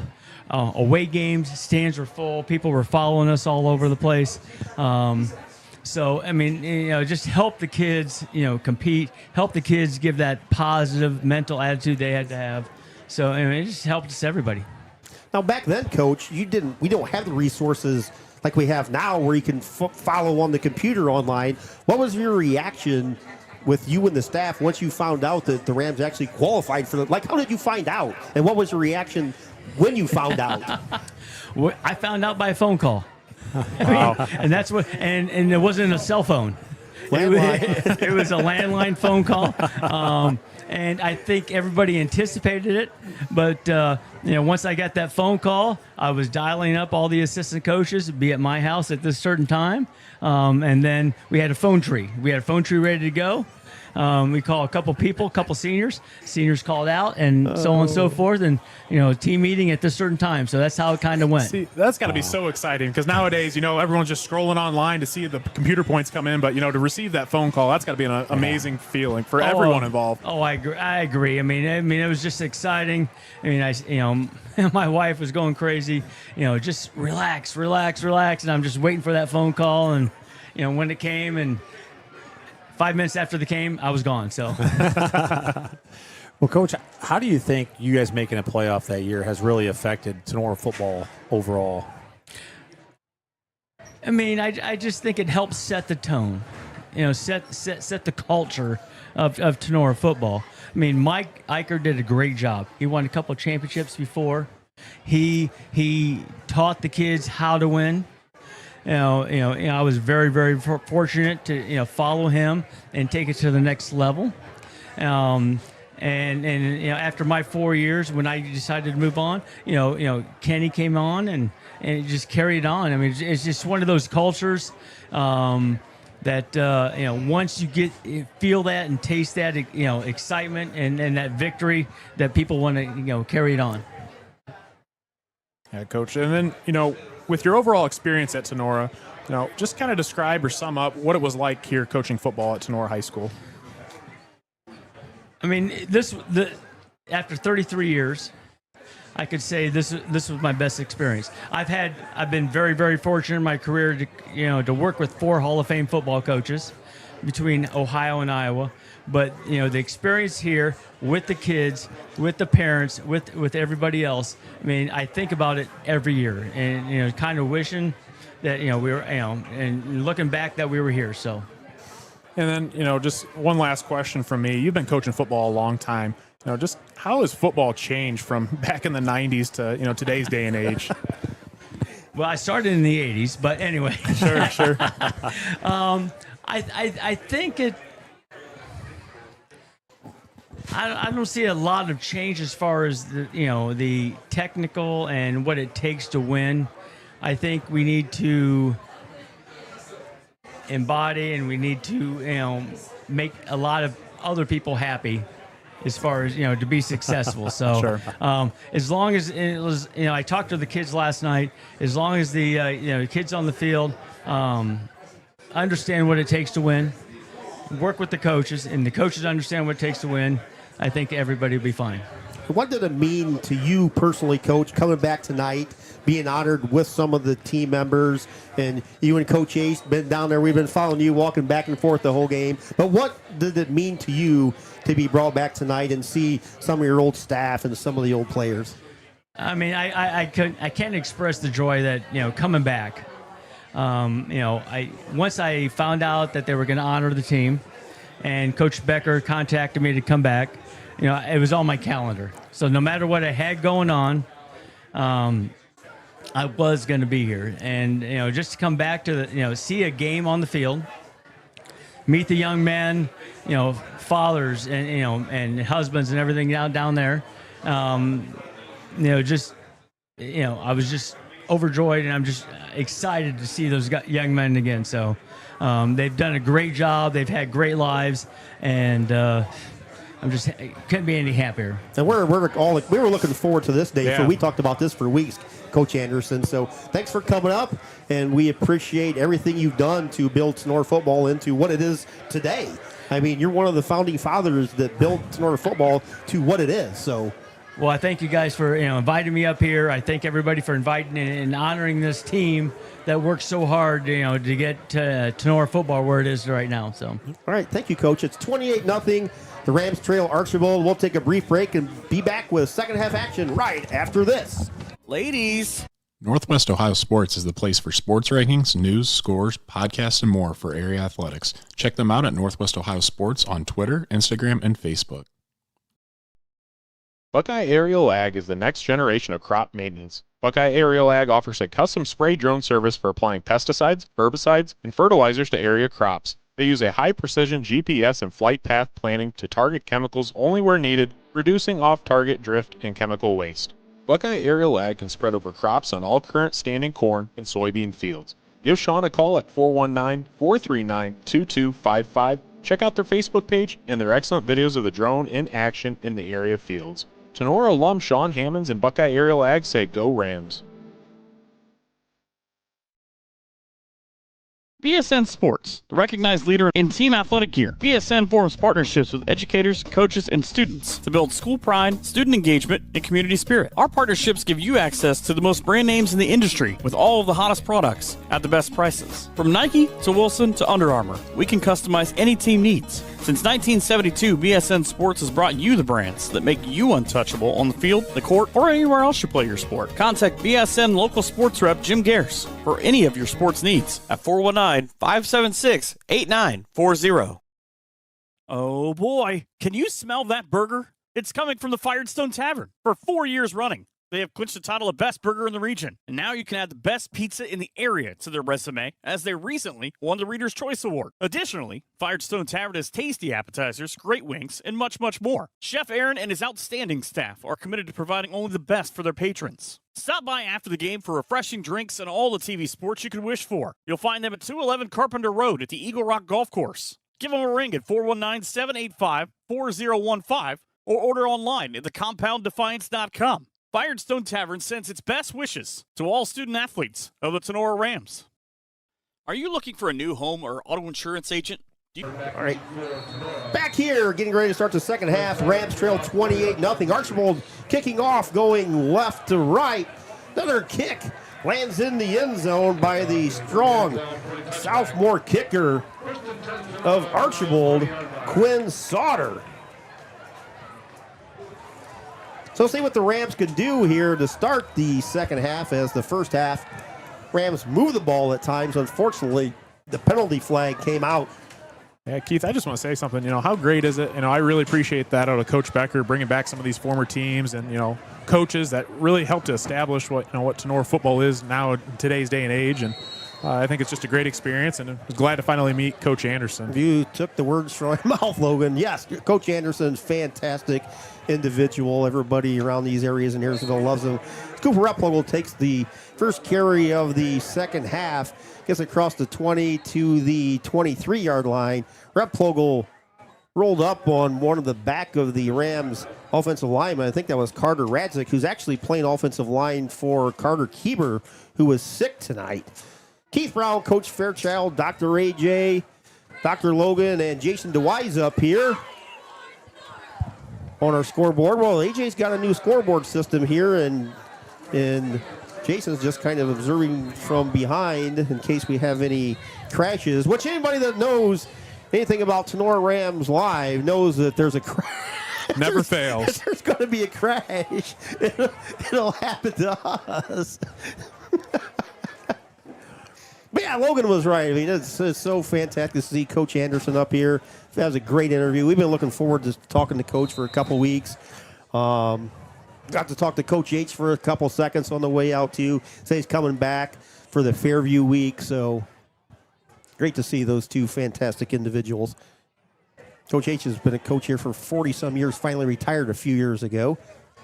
Second down and 7 for the Rams. Farrell with the slant over the middle, intended for Reynolds, and it's knocked away by Isaiah Gracia.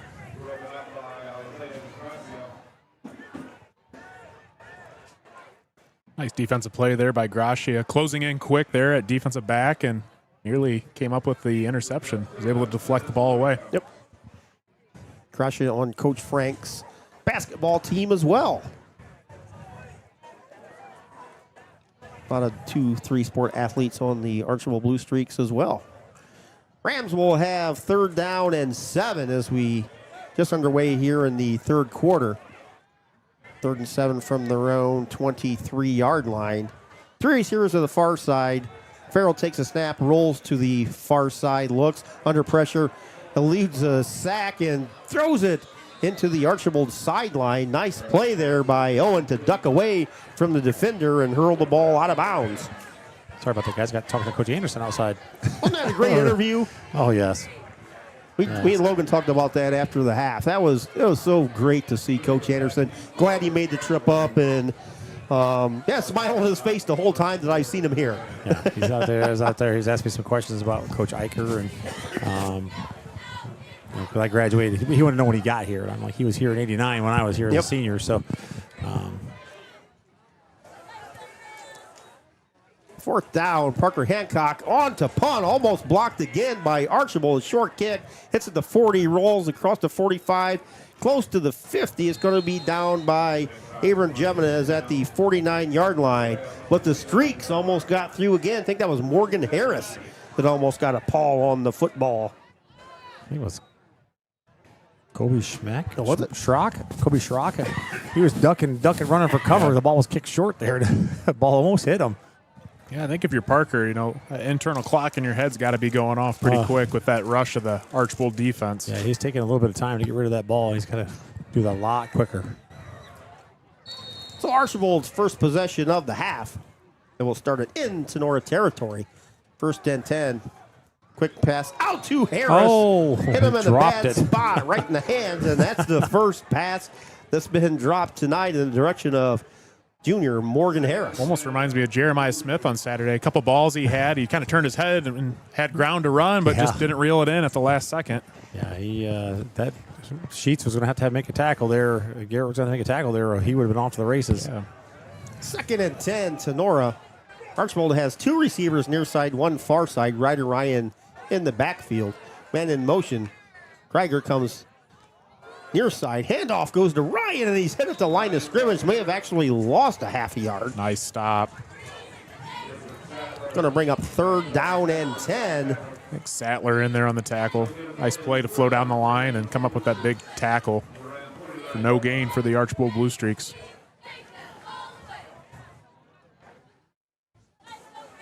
Ball's on the far side hash for Archbold as they lead 28-0 here to start the third quarter. First drive for them. Penner. Straight backdrop, looks, fires near side, has a man out here. Krieger make a nice catch. That's a sticks at the 41-yard line. That's going to be close to a first down. They're going to give it to him. First down, Archbold. Nice pitch and catch by the Archbold offense there. Marking that at the 38. What a catch by Krieger. I mean, Penner put that ball where only Krieger could get it. Shively, it wasn't bad coverage by him at defensive back, but nice throw and catch there. Pick up the first down for Archbold. Streaks put another scorer up, guys. It'll be a running clock against the Rams. 28-0 right now, just underway here in the third quarter. Fake handoff, Penner wheels out there, throws it. Ball's caught! And hit immediately. I had him. Was Anderson Bentley. Kano, about 4 on the play for Bentley. Hadamer laying the wood there. Nice play by Douglas Hadamer. Second and 6 for Archbold. Ball's on the far side hash. Penner gives it to Ryder Ryan straight up the middle. Hit, and he falls at the 30. It's going to be a little bit short of the first down. It's going to be third and about 2, maybe 3 for the Blue Streaks offense. Liam Bainfeld, I couldn't tell who the Archbold kid was. A little kind of extracurricular there going on. That's what I thought. Actually, that's not Bainfeld, is it? I think it was. Josh Lieb, I think, made the tackle. Yeah, but I'm saying back at the quarterback. Oh, back there. Yes. Gotcha. Yeah, Liam and Liam. Penner was Like they're throwing each other around. Yeah, the referee just looking at them. Preseason wrestling match or something. 3rd and 3 for Archbold. And in motion goes far side. Fake handoff, straight back drop. Deep pass over the middle intended for Morgan Harris. And finally, they overthrow Harris for the first time tonight. That'll bring up 4th down for Archbold. And more likely, Archbold will go for it here. Great coverage over Garrett Sheets. Yeah, Archbold's got what's 3. But what do you think? What do you think the odd over/under is on that Ryan gets the ball here? 89%. Yeah. Way he's ran the football tonight, 100%. Well, they're putting him out as a wing. Yeah, they're going to empty backfield. Streaks going to have 4 in the pattern on this 4th and 3. Penner all alone back there. Jump offside. Try and get the Rams offside, which the Rams have done a pretty good job of jumping offsides in the first 2 weeks on 4th down.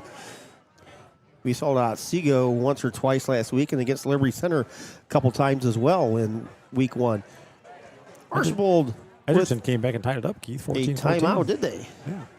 Last I saw, Columbus Grove and Patrick Henry was 7-0 at the half. I have not seen a score since then. As Wayne Trace again having trouble scoring. Anthony Wayne and Napoleon, that halftime score is scoreless, is a little bit shocking. Mohawk and Ayersville, that Mohawk team is a tough bunch heading into Ayersville tonight. Liberty Center 40-0 over Otsego. Fairview 34, Bryan 7. These are all third quarter scores. They're tied at 7. Patrick Henry and Columbus Grove. Is that a shocking score? Possibly. They're going to try a field goal here of about, is this 47 yards, Coach? Yeah, 47, 48 yards. Quinn Sauter. Do not hit him. On for the kick. Kick is line drive, and it falls short of the end zone. But a high school ball, right? If the ball lands in the end zone to get spotted at the 20. So yes. Why not try it? Which we saw the Rams and Jacob Bishop last year try that almost every game, it seems like. In high school football, if you were to kick that short, they can't return it, can they? I saw they put, I think Jimenez up back deep, but I don't know that. I think it's a dead ball if he were to catch it. That I don't know. I thought if he caught it, he could run it. I don't know. But I wasn't entirely sure on what the rule was in high school. I'll have to get with my rules expert on Monday. I'll ask him. Ball is spotted at the 20-yard line. 28-0 Archbold. 8:30 to go here in the third quarter here at Tinora High School. Well, talk about a big stop that saves the running clock. Yeah. It does. Farrell takes the snap, fires it out there on the far side, and just a couple yards in front of a streaking Dylan Shively. Had Shively caught it, he had big gain written all over it. If he just holds it just for a second longer, let's Shively get out of that break.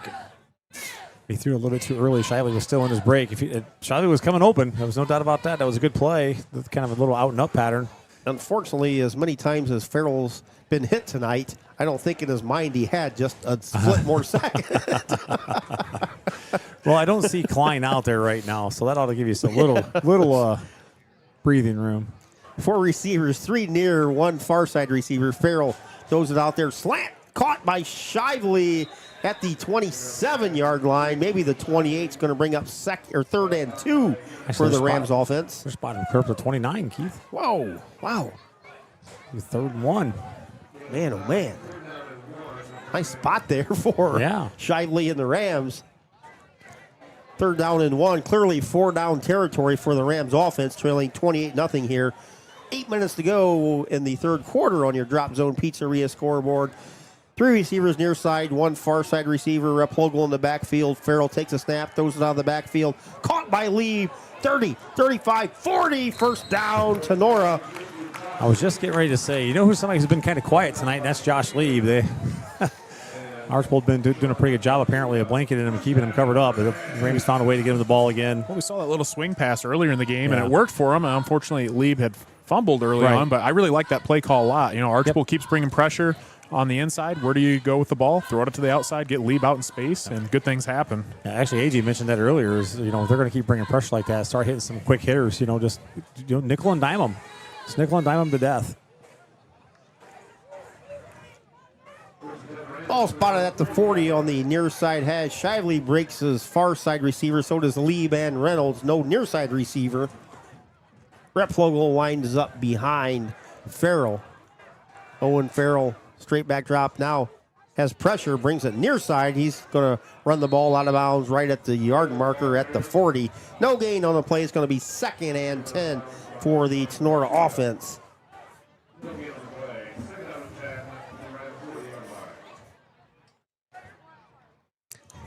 I haven't even seen Rambo here tonight. Everybody seen Rambo? Oh, is he? Right down there. Right down front. Oh, there he is. I'm going to say the best ever Rambo is up here next to you, Mr. Jason DeWise. Yeah, my bad. Jason used to do high kicks, man. I've never seen that. Yes, he did. 2nd and 10 for Tinora. Farrell takes a snap, fires a slant over the middle, caught by Reynolds in Archbold territory at the 47-yard line. First down. Crop Insurance, first down. Well, if I'm Tinora here, I'd like to see a little bit more faster pace, to the offense here. You got 6 minutes and 45 seconds and counting in the third quarter. Still got a long ways to go here to play catch up. You got a big mountain to climb. Got to have a little more urgency to you. That's like cleaning out the garage. You can only do one thing at a time. That's what the Rams need to do here.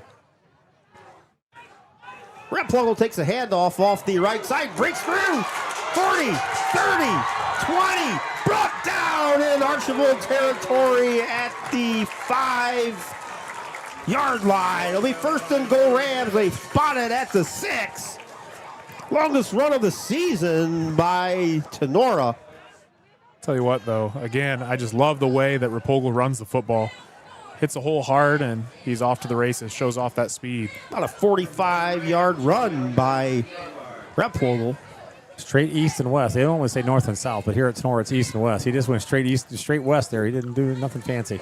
Replogle with the handoff, tries to dart through the middle, got maybe a yard inside the Archbold 5-yard line on the Firestone Tavern red zone. First time we've had the Firestone Tavern red zone tonight for the Rams offense.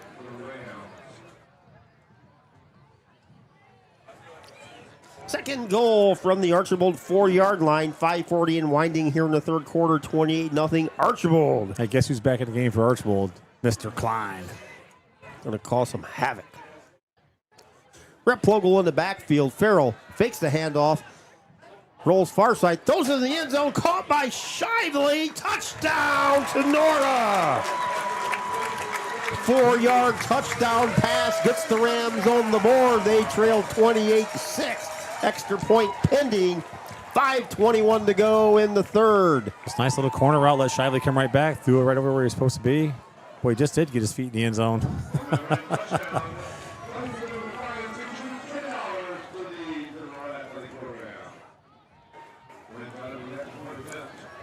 Parker Hancock on for the extra point. Kick is up by Hancock, and it's good. Rams have cut the deficit to 28-7. 5:21 to go in the third quarter. Rams still have plenty of time. We'll be back right after this time out here on Tinora Rams Live. Looking for a law firm you can trust? Wiener, Hill & Weber has been providing exceptional legal services in Defiance and Northwest Ohio since 1965. With a strong reputation for integrity, advocacy, and understanding, we are dedicated to serving you and your legal needs, whether it's personal, business, or anything in between. Jim Wiener, Danny Hill, and Ian Weber bring decades of experience to the table, offering comprehensive legal care tailored to your unique situation. At Wiener, Hill & Weber, we're here to provide the outstanding legal support you deserve. Ready to get the help you need? Call us today at 419-782-3010 or visit wienerlawoffice.com. Wiener, Hill & Weber, proudly supporting the Tinora Rams and our community every step of the way. Are you tired? Dylan Shively has finally got the Rams on the board, hauling in a 4-yard touchdown from Owen Farrell. 28-7. Rams trail. 5:21 to go here. Parker Hancock on the kickoff. Short end-over-end kick at the 30. Taken by one of the upmen by Archbold. Isaiah Gracia across the 35, close to the 40-yard line. How are those frickin' chicken nuggets, Coach Fairchild? Delicious, ma'am. Where's your chicken in a cup? I didn't get the chicken in a cup. I just put it on a plate. You're more of a chicken on a plate type of guy. Yeah. If anybody has any extra forks, could deliver them to the Tinora press box, would be great. It's finger food. Had knives and spoons. I chose the spoon. Archbold takes over. Penner, quarterback draw. Hit right at the line of scrimmage at the 40. Rams defense playing good here in the third quarter, guys. Yeah, Coach Helton made a nice adjustment at halftime, apparently. So the Rams are looking pretty good right now. Well, Coach H is here, too, so he probably put a couple bugs in case he's here. I'm sure he did. He's like, hey, have you seen this? Did you see this? Oh, Coach H would send us texts during the games. That was so awesome. Ryder Ryan straight up the middle. Across the 40-45 up to the Tinora 47-yard line. It's going to be 3rd down and 3 for the Archbold offense. Again, we appreciate everybody for tuning in here on Tinora Rams Live. If you're an Archbold fan or a Tinora fan, watching wherever, we don't care. Coach Anderson says he tunes in from Iowa. Coach H tunes in from Alabama. Winner with the snap. A little bit of a high snap. Pitches it out to Ryan, and he's hit in the backfield for a loss as a flag comes flying in. Nice play, Josh Lieb. Again, making a great tackle for loss there and doing his job and doing it well here tonight on the defensive side of the ball. Did a nice job staying outside there again and then just taking the feet out. Have a hold on the Archbold offensive line. See if the Rams. I think I declined that if I'm Coach Becker. They'll bring up, man, it'll be fourth and about 5 or 6 after the loss. Official call is a hold, and that penalty is declined by Coach Becker. So Archbold will send the punt team on the field. Where are they moving the ball to? The side, the line judge has got the ball marked, and the guy in the middle of the field just keeps walking around with it. We saw this at Paulding last year. Spot the ball where I'm telling you to. That's what he walked out and told him. Hey, I got the ball. Just put it down. Jesse Schumacher back to punt for Archbold. Rams have 2 deep. Schumacher booming. Wow, deep nice kick. All the way back to the 10-yard line. Ooh. The fair catch was signaled, but the ball was dropped by Owen Reynolds. Reynolds literally fell on top of it at the 12-yard line. Logan, what do you call those fumbles? Country and city? That was a city fumble. You got to jump on it. If you got traffic around, you got to jump, not try to pick that up. He just about got it knocked out of his hands. City ball, you got a lot of traffic around you. You want to just jump on that ball. There's no sense in picking it up and trying to get yards. Yeah, he about got it knocked out of his hands. That would have been disastrous for the Rams. So the Rams scored on their last possession. Have 3:54 to go here in the third. They trail by 21. See what this drive offers up for the Tinora offense. 3 receivers near side, 1 far side. Farrell straight back drop looks, fires far side. Has a man out there. Shively comes back. Ball, unfortunately, sails out of bounds, incomplete. It's going to be 2nd and 10 for Tinora. Had that ball not sailed out of bounds, I think Shively could have made a play on it because he was getting in position. Again, don't forget, after the game, we have a party at Harvest Moon with some of the 95 team members. You know, somebody I'd like to see them get involved on the offense, Keith, a little more. Maybe as a slot guy, slot receiver, something is Abram Jimenez. He's kind of a little spark plug, and I don't think they utilize him quite enough on offenses. Last week he was kind of the spark that provided a little bit of momentum there for the Rams in the Otsego game. I mean, he'd be a good target. He's fast. And Farrell throws it over there, caught by Lieb. Lieb with the catch. He skates across the first down marker. Rams will move those chains. I hope. I mean, he they're marking it as a first down. I thought he was across the chains, was he not?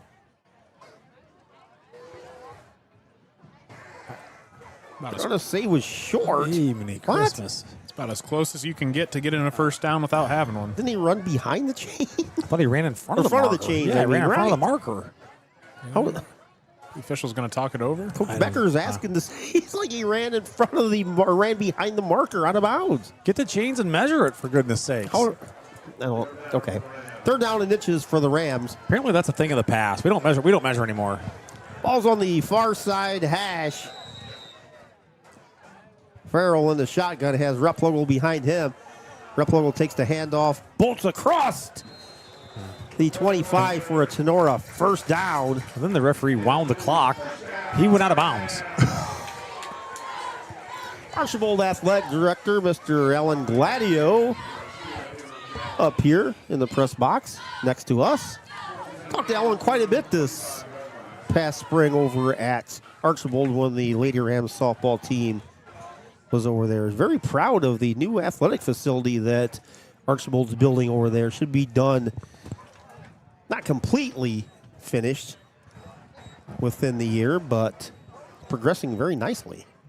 Well, all private donations, too, I believe, too. Yes. Unbelievable support over there in the Archbold community. Alan, very proud of that project that's ongoing over there at Archbold. Farrell, slant, lead, caught at the 40. Falls forward to the Tinora 43, maybe the 44-yard line. First down, Tinora. What a throw by Farrell there. Has time finally in the pocket there. Looks comfortable. He just rips that ball across the middle to leave on a slant route. The Rams in the second half have looked like a completely different team coming out of the locker room. Just as I said earlier, just a few minutes ago, it's like they need to get Lieb more involved. And he's caught 3 or 4 passes ever since then. So, are you Nostradamus? No, I'm not. Common sense. 2 receivers near side, 1 far side. Replogle with the handoff. Bounces off a couple tacklers. 50. Still going. 45. Makes a man miss. 40. 35. He's still going. 30. 25. 20. 10. Hauled down at the 7. What a run. What a run. Unbelievable. By Cooper Replogle. Boy, oh boy, oh boy. How many tackles did he break there? And then punished the tackler down there. Cooper Replogle just went beast mode there. I think he needs a break. He's out of gas. Replay coming up on the Holmeyer's Monumental Replay. 1, 2, 3, 4 tackles missed. Makes a juke. 5 tackles missed. He's still going. And then lowers his shoulder and pops in and drives. Gets another 5 yards. 5 tackles missed. It's going to be my nominee for play of the week, Logan. That was a heck of a run. Definitely a solid run. 3 receivers far side, nobody near side. Replogle with the handoff. Takes it inside the Archbold 5 down to the 4-yard line. I think you just give the football again here to Cooper. Reward the guy for moving you down the field. I think he can get it. I give him credit for not tapping out after that play. Like, hey, coach, I need a break here. Especially after he didn't play last week. There he comes. Now he needs a break. Now he needs a break. Abram Jimenez in. Took Jimenez in there. That's what you need right there. I'm telling you, he's a spark plug. He ran the ball very well last week. 2nd and goal from the 4-yard line. Farrell takes a snap, flush, far side, looks, goes back in the end zone. The ball's knocked away from intended receiver Josh Lieb. I think that pass was just a smidge late. Definitely 4-down territory. 3rd down and goal coming up from the 4-yard line. The ball kind of bounced off Lieb's chest, but I think Isaiah Gracia got a hand in there as well, too. Rams break the huddle, send Shively far side. Also, Parker Hancock stacked behind Shively. Reynolds and Lieb near side. Jimenez in the backfield. Farrell takes the snap, and he is nailed all the way back to the 17-yard line. Did not have a chance to even look downfield. Farrell's got to throw that. Jimenez was wide open. Nobody covered him out of the backfield. He just needs to throw that in the corner and let him run to it. Tell you what, though, it's hard to get rid of the ball again when Wyatt Klein is just coming after you. I know. If he just throws that ball up in the corner, Jimenez was running to it, man. I'm telling you, he was wide open. Big loss on the play. 4th and 15. Basically 4th and goal. Yeah. 15 yards to go for Tinora. Hancock and Shively far side. Lieb and Reynolds near side. Jimenez in the backfield. Lieb in motion goes near side to far side. Reynolds straight back drop. Fires in the end zone. Reynolds is out there. That is it. Reynolds with a touchdown catch in the corner of the end zone on the near side. Nice throw from Owen Farrell. 15-yard touchdown. Well, he just got that foot in, too. He got the 1 foot down is all he had. Tell you what, though, Owen Farrell throws a terrific back shoulder football. Yeah, that's corner pass. Just throw it up and let him go get it. And I tell you what, Reynolds made a nice play to get beyond him. 1 foot in. I saw it last week, Logan, when he hit Shively on the opposite end zone on basically the same play. Yeah, he can really show off that touch, especially in the red zone. Hancock's extra point attempt up, and it sails through. The Rams with 14 unanswered points here in the 3rd quarter. Now trail Archbold 28-14 on Tinora Rams Live. We'll be back right after this. Are you tired of losing money on your 401k or other retirement accounts? Well, you're not alone. Do what many area residents have done and call Postoma Insurance and Investments. With safe money strategies offered to you by PI&I, you can still have the benefits of market earnings without the risk of taking market loss. Sound too good to be true? Give us a call, and with experienced agents at PI&I will work with you to understand how you can do just that. If you're more interested in the CD-style accounts but are fed up with low CD rates, PI&I agents can set you up with an account with rates currently as high as 5.5% fixed, with certain restrictions apply. Call us today at 419-782-2500 to help you set up a plan that meets your investment goals. That's 782-2500. Postma Insurance and Investments, protecting everything you've worked for. Farrell to Reynolds from 15 yards out on 4th and goal. Rams connect for their 14th straight point. They now trail Archbold 28-14 with 13 seconds to go here in the third quarter. Tell you what, I love Coach H coming up here in the press box and celebrating with that big score and that great run by Rapogel. And Coach H still showing he's got some juice left. I think Coach H wants to put the headset on tonight, Logan. Right. He's ready to go. Oh, 100%. He was excited after that hard run, and the Rams finishing in the end zone for 6. That was awesome. He came right in here, and he's like, oh, my gosh. Play of the week. Parker Hancock nice kick. Dresses the ball. Deep kick. Chases Ryder Ryan back inside his 10 to the 7. Ryan comes straight ahead. Makes a man miss. Across the 20. 25. Ryan still going. Falls forward to the 26-yard line. A little bit of daylight there, but the Rams special teams finally corralled the elusive Ryder Ryan. Ryan hasn't done much in the third quarter, guys, after having that electric first half. Yeah, I think Archbold kind of put the brakes on a little bit. Now they're like, hey, wait a minute. We better get going here because had 9 Tenora's carries. not walking away. 9 carries for 144 yards in the first half. 3 carries for 10 yards here in the second. Tinora scored 14 unanswered here in the third. Pinner fires at far side. Krieger with the catch. Tackle over there. Just short of the first down marker by Garrett Sheets. Going to be second and maybe 2, 3. Second and 3 for Archbold. That'll be the quarter. Final play of quarter number 3. Rams trying to make a comeback. They trail 28-14. Don't go anywhere. Exciting fourth quarter coming up right after this here on Tinora Rams Live. The 4 County Career Center offers experience-based education to prepare students for success in college, secondary education, and in various careers. They have partnered with 22 school districts located across 4 Northwest Ohio counties, including Defiance, Fulton, Henry, and Williams, to provide a one-of-a-kind educational experience. High school students have the opportunity to enroll in 30 rewarding career and technical programs in their junior and senior years. The enrollment at 4 County Career Center has exceeded 1,000 students and accounts for approximately 28% of the area's juniors and seniors. 4 County Career Center also offers a range of adult programming and business services to improve the employability and productivity of the surrounding community. Approximately 2,000 adult students use the school's adult programming each year, which includes programs in health, public safety, industrial training, information technology, and human resources. Interested in a visit or more information? Call them at 419-267-3331 or visit online at 4county.net. 4 County Career Center says, Go Rams! During the fourth quarter, Archbold with a second and short. Archbold will be going right to left in the white jerseys and yellow pants with the navy helmet. Ryder Ryan straight up the middle across the 35 to the Archbold 38-yard line. Gain of about 5 for Ryder Ryan. Unofficially, Tom Ort would have been the winner. No, actually, let me see. That's not right. I should have waited to say that. Flagpole would have been Natalie Bishop, maybe. Unofficially, Natalie Bishop may have won the Tinora Athletic Boosters yard prize. First down, Archbold here. Rams trail 28-14. A little bit of a mix-up there. Penner chased out. Now fires on the far sideline. Caught.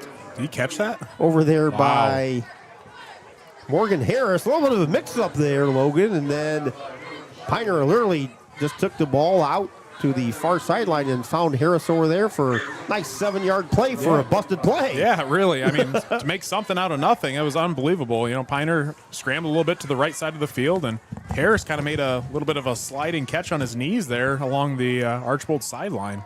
Nice throw and catch. Second and 3 for Archbold. Ball's on the far side hash. Man in motion is Bentley. Ryan with a handoff.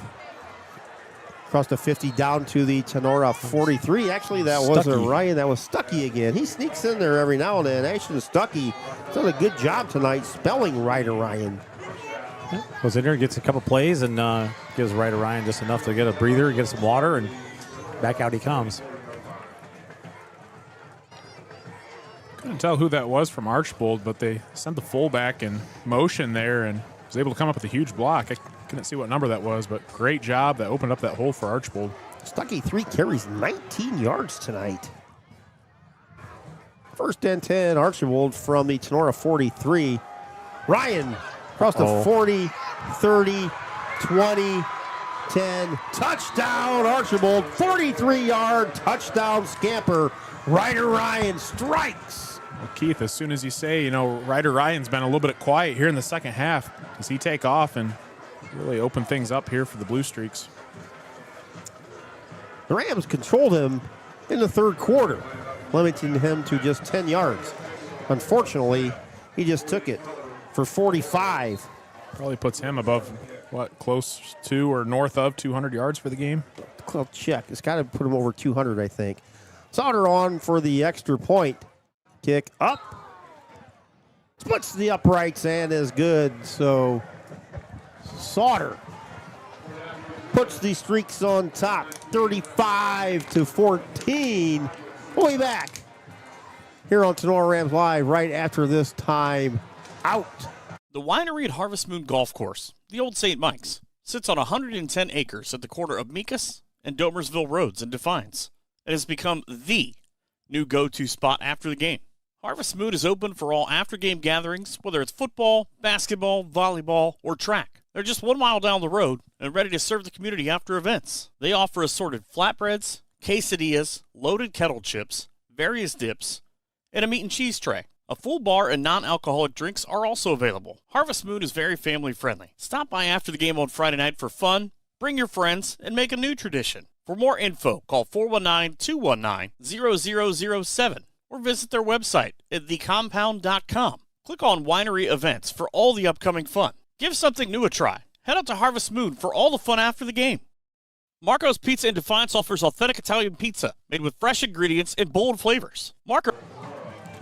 Stop out after the game. Harvest Moon. Stop out before the game. We got fish fry on Friday.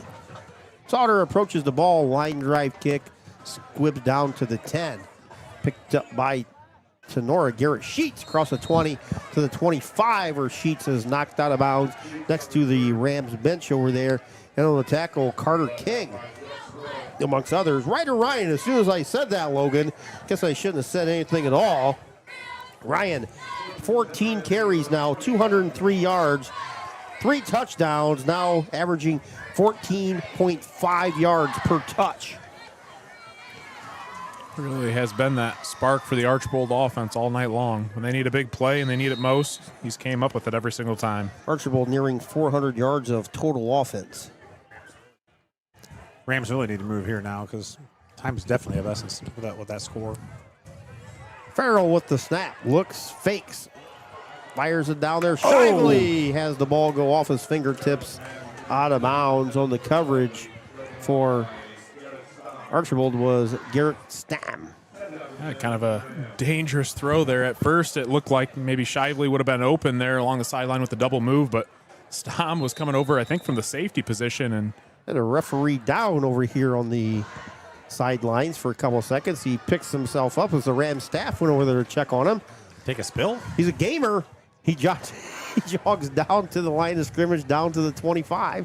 He was over there by the incomplete pass. I don't know if one of the Archbold defenders ran into him or maybe just slipped.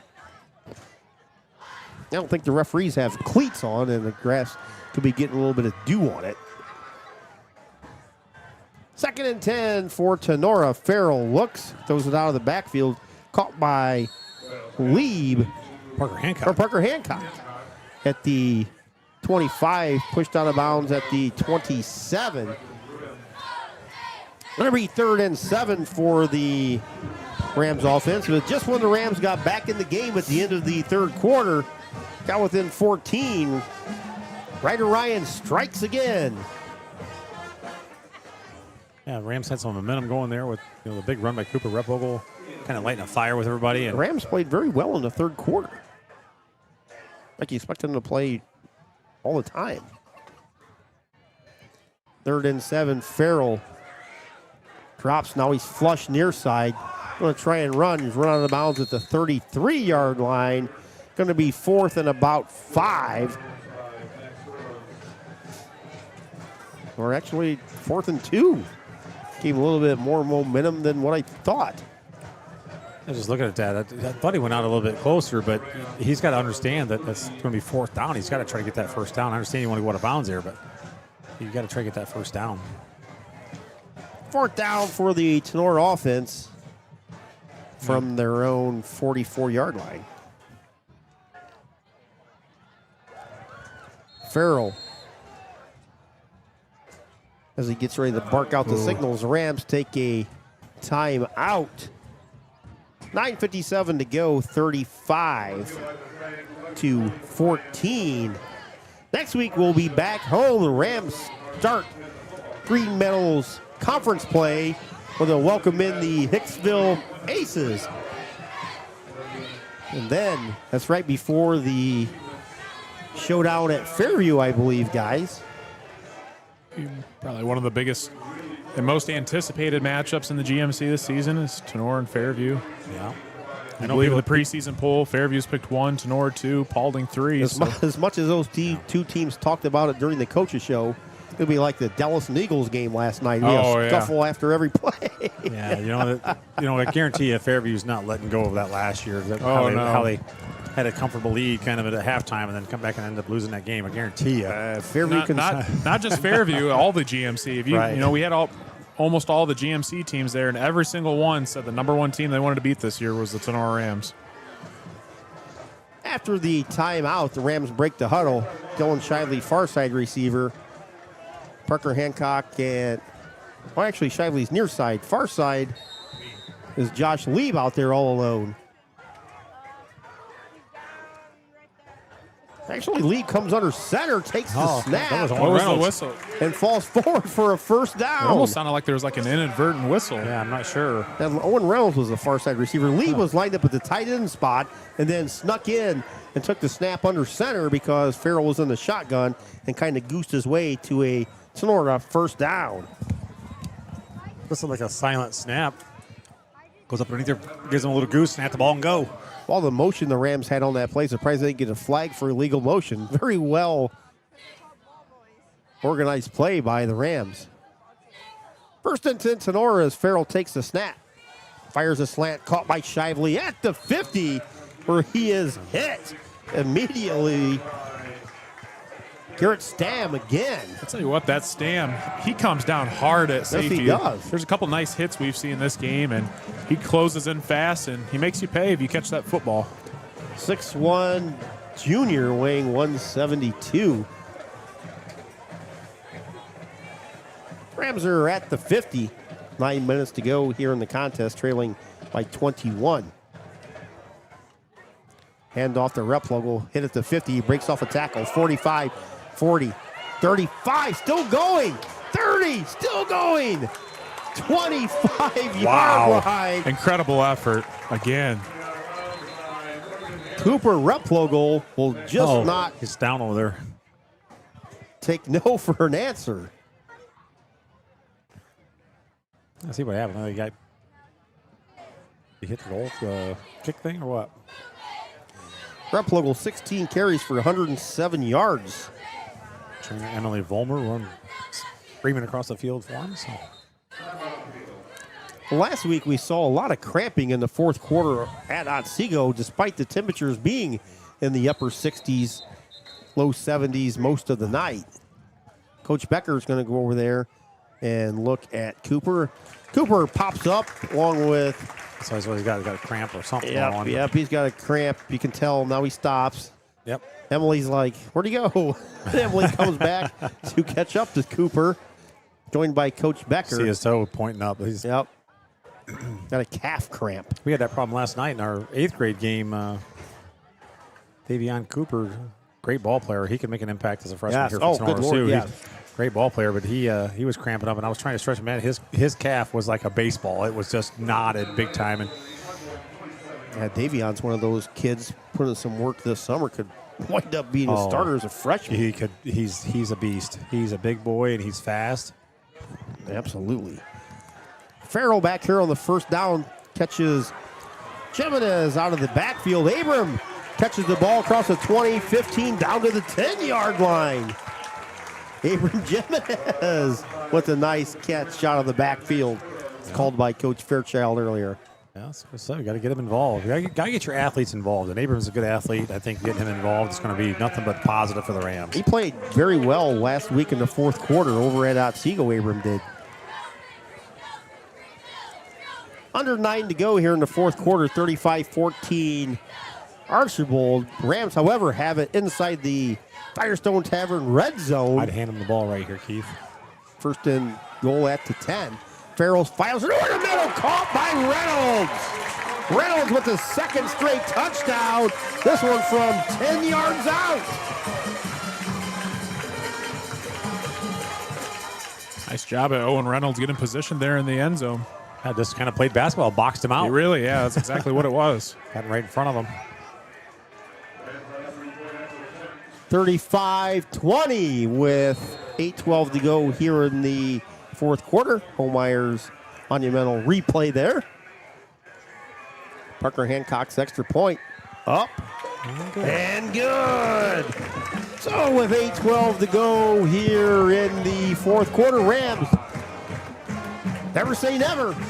Owen Reynolds, second straight touchdown pass brings the Rams to within 14 at 35-21. We'll be back right after this break from one of our great sponsors here on Tinora Rams Live. Marco's Pizza in Defiance offers authentic Italian pizza made with fresh ingredients. Ensign's Pub in Defiance is renowned for its delicious hot beef sandwich and the hot beef challenge. The pub offers weekday specials and icy cold drinks. Guests can enjoy Flat Top Tuesdays, Manhattan Thursdays, Fried Bologna Fridays, Chili Dog Saturdays, and many other specials. Happy hour runs daily from 4 to 7 p.m. Located at 611 Ottawa Avenue, Ensign's Pub provides excellent food and a lively atmosphere. Call 419-785-4642 or visit their Facebook page for more details. The pub is closed on Sundays and Mondays. Brendan Ensign and his family staff also broadcast Tinora Rams games on TV. So stop by before or after the game to enjoy the best hot beef sandwiches around. Ensign's Pub, a proud sponsor of Tinora Rams Live. Signs Excavator. Ensign's Pub. I don't know if you guys have been there lately, but it's like walking back in time to 1970. Literally, nothing has changed in that place. Food is fantastic, great environment. Leave your cell phone at home, just act like you're traveling back in time. Ensign's Pub, fantastic. Hancock approaches the ball at the 40, line drive kick. Squibs down to the 20, bounces off one of the streaks. Ryder Ryan scoops it up. Still moving the pile at the 30. Got to the 33 and is pushed back. I think that was Ryan that scooped it up like a baseball shortstop. Turned into a baseball scoop, turned into a rugby scrum there.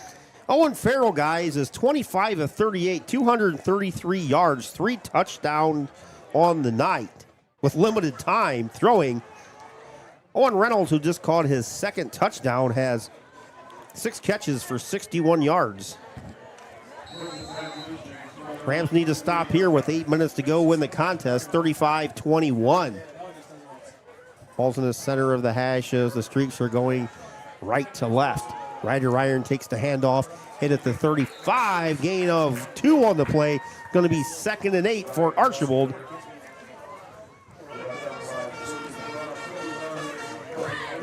Fantastic crowd on here tonight. I don't think too many people has left, honestly. Beautiful night. Not a cloud in the sky. Wind has died down. 59 degrees in week 3 on a Friday night. Who would have thought? Ryan comes back and now goes out to the slot position. 4 receivers for Archbold. Nobody in the backfield. Quarterback draw, Pinner straight up the middle. Nice play, Kobe Bum. At the 35-yard line by Kobe Bum. It'll be 3rd and 7 for the Streaks offense. as we hit the 7-minute mark on your Drop Zone Pizzeria scoreboard. 35-21 streaks from Archbold. I'll tell you what, I think the linebackers are starting to pick up a little bit on that Archbold run offense. You know, they like to lead with their fullback, and a lot of defenses will call it the mole, and you find where the mole goes, he's going to take you to the football. And right there, Kobe Bum did just that and was able to come up with a big play. I think Archbold will take a shot here. Ball's on the far side hash. Archbold sends 2 receivers near side, 1 far side. Ryder Ryan to the right of the quarterback, Maddox Pinter. Whistle, timeout on the field. Archbold coach Dominic wants to talk it over on this very crucial 3rd and 8 play. 6:24 to go. Timeout's brought to you by Clubhouse Pizza in a much better second half for the Rams as they have put up 21 points after trailing at the half 28-0. We're actually wondering going into the first drive of the 3rd quarter, had Archbold scored, would have been a running clock. Rams cut it to 28-14. Archbold scored. Rams came right back and answered. Owen Reynolds with his 2nd touchdown catch. And now with just over 6 minutes to go, 35-21. But a huge defensive play coming up, guys, out of this timeout. Yes, absolutely. Rams need this stop if they want a chance. They still got to have 2 scores, to tie this game, and the clock is important right now. So they got to get this stop here. Yeah, if Archbold gets this, I mean, it may very well be game over. So, everything that Tenora's got, and Coach Helton's down there coaching them up and hyping them up because, this could be for the ball game. Rams guys actually have 362 total yards of offense. Wow. Well, I mean, they've been playing super good, super well here in the second half.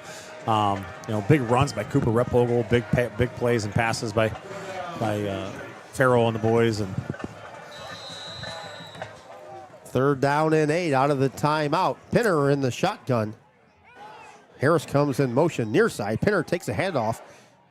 Throws it out of the backfield. Has a man out there caught by Ryder Ryan. Is he in bounds? On the far sideline. I don't think so. Everyone's kind of looking around. I don't No, think the referee, officials made a call. referee never moved. I didn't see a referee over there. He didn't even move. He said he's got to mark down 4th down. So apparently Ryder caught the ball, but he was out of bounds, and the Rams. Well, whoever was on coverage over there kind of turned and pushed him as he kind of ran by, and maybe pushed him out of bounds. Schumacher back to kick for Archbold. Rams have 2 deep. Schumacher from his 20. High snap over his head. Bainfeld. Schumacher tried to pick up the ball and dropped it. Doesn't matter. It's Tenora's Football. football. No matter Don't what, fight the over Rams will get the ball at the Don't fight over it. Get it at 5-yard line. Don't get an unnecessary roughness or something goofy here. Let go of it. It's Tenora's football no matter what. Yeah. Liam Bainfeld was back there getting ready to hop on the ball, but Schumacher beat him to it. Similar to last year in the Fairview game, the Rams needed a big play on special teams, and they get it. I tell you what, though, Tinora likes to make football interesting in the 4th quarter. Oh, my goodness. Snap way over the head of Schumacher. Bainfeld comes on along with Doug Hattemer down there as well for Tinora. Logan, we were just talking about city and country, and right there he tried to pick that ball up with traffic. And it didn't matter in the end, but it still tried to pick that ball up with traffic right there and dropped it. I mean, if you're the kid punting the ball for Archbold, I mean, I think you got to try to pick it up and at least get it off. Yeah. Because no matter what, Tenora's getting the ball down on their side of the field. 1st and goal, Tinora from the 6-yard line. Rams trail 35-21, 6:08 to go. Farrell in the shotgun for Tinora. Rams going left to right. Replogle hitting the backfield. Still pulling tacklers. Gets down to the Archbold 4-yard line. Gain of 2 very tough yards for Cooper Replogle. Rams offensive line's got to step up here and just take, hey, well, you know what? We're going to get you in the end zone, Coop. And if you're Tinora, too, you still got to be conscious of that clock. I know things are kind of moving in your way, but, there's only 5:45 and counting. You still got to have an urgency with everything you do. But regardless, this drive, this has to end in a touchdown, and it has to end in a touchdown fairly quickly. 5.5 to go. 2nd goal from the 4. Farrell takes the snap. Fires in the end zone. Diving catch caught out there. Dylan Shively. Shively's 4-yard snag gets the Rams to within 35-27. Nice route by Dylan Shively. Another nice throw back on the pylon. Just a nice timing route. Just throw it there and let him go get it. Nice ball delivered by Farrell there with pressure coming in his face, too. Making it on the run to his right and finish again in the end zone. Parker Hancock's extra point pending. What a catch. What a comeback by Shively coming back towards the ball. Farrell took the snap, was flushed out of the pocket near side. Shively deep in the end zone came back. Rams trail 35-27. They're going for 2. What in the world are you doing here? Farrell takes the snap, looks, pass in the end zone over the head of Shively. Shively might have got his feet tangled up with one of the defenders for Archbold, so the extra point is no good. Rams trail by 8, 35-27, 5:25 to go here in the fourth quarter. We'll be back right after this timeout. Signs Excavating of Defiance, Ohio offers a variety of excavating and trucking services. Signs Excavating has a full offering of excavation and trucking services, including stone hauling, trenching, demolition, land clearing, and drainage work. Signs Trucking Service can also assist in any heavy-duty equipment hauling needs. Located at 2147 State Route 66 North, Signs Excavating has been family-owned and operated since 1999. Contact them online at signsexcavating.com or on Signs Excavating on Facebook. Brad and Josh at Signs Excavating say, "Let's go, Rams." Your trusted pool and spa. Back here, the Rams have pulled within 35-27 with 5:25 to go. Archbold, 1 timeout remaining. Tinora has 2 timeouts remaining. Just when you thought the Rams were dead, trailing 28-0 at the half.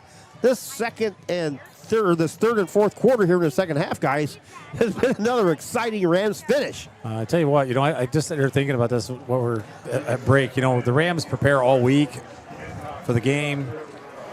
They come out in the first half, didn't play very well at all. They go in at halftime, you got 15 minutes, 12 minutes, whatever it is at halftime, and they make adjustments, and they come out and they're playing awesome. So maybe the Rams just need to, not have practice all week and just come out 15 minutes before the game and just... Kickoff by Hancock, taken by Krieger at the 10. Jets all the way across the 20, 25, 30.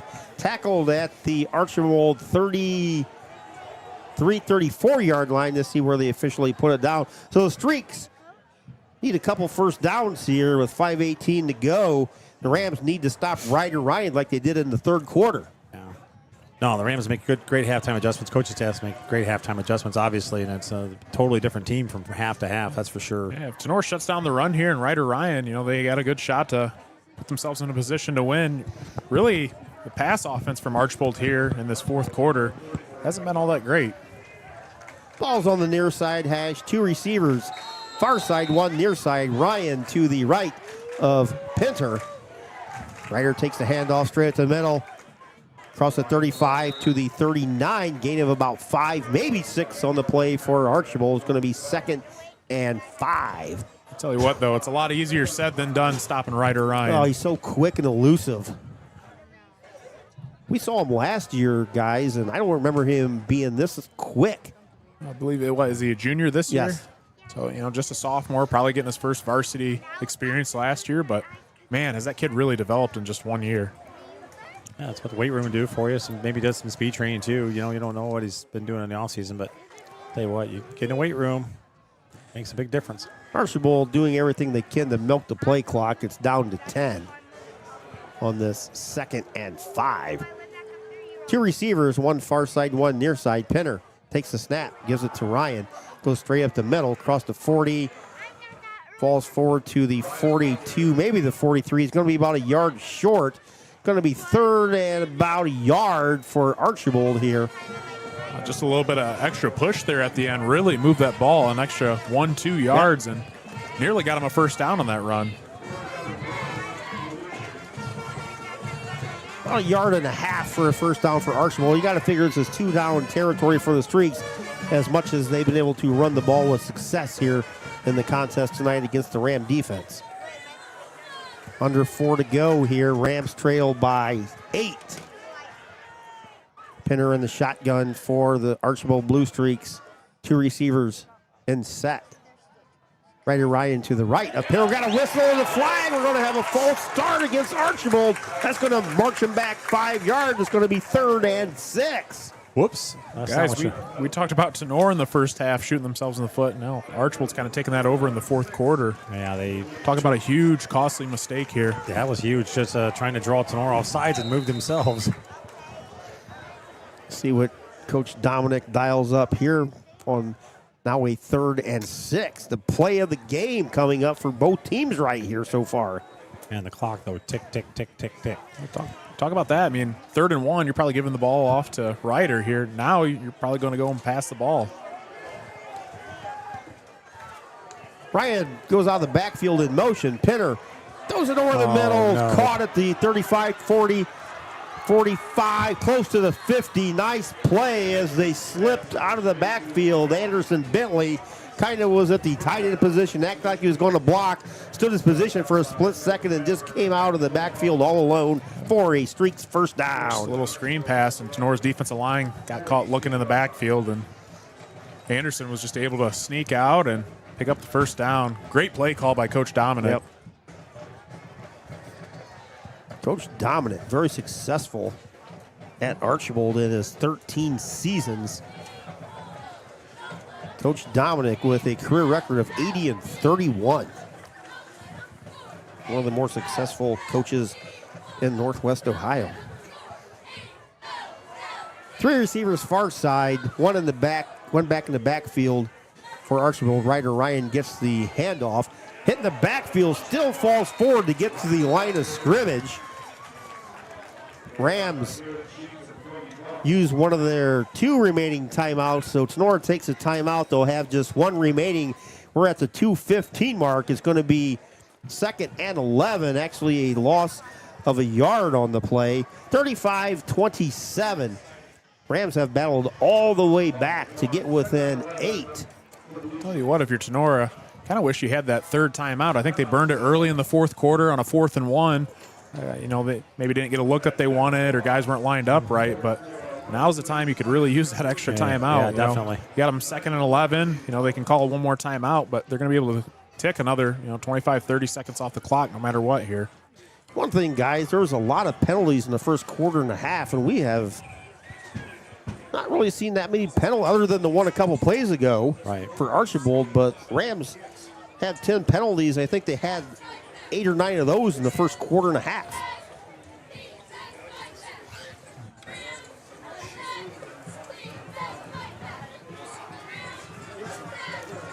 Second and 11 from the Archbold 48 for the Streaks.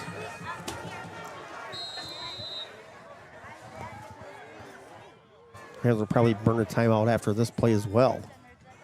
Assume Ryder Ryan will get the ball. Actually, they're going to throw it. They're going to throw it to Ryder Ryan out of the backfield, makes the catch in the backfield, catches it at the 45, falls forward to the Archbold 47, maybe the 48-yard line. Almost no gain on the play. Just going to let this tick. Start the play clock. The play clock hasn't even started. Game clock is ticking away. Play clock. They went ahead and started the play clock. The referee never even signaled for the play clock to start. That's a critical 10, 15 seconds. That was a just ran critical off 10 the clock. seconds. Yeah, there was no signal from the official, like you said. No signal whatsoever. He should have signaled right away, because as soon as that marker spotted, that clock should have started. Game clock down to 90 seconds, a minute 30 and winding here. 3rd down and 10 for Archbold.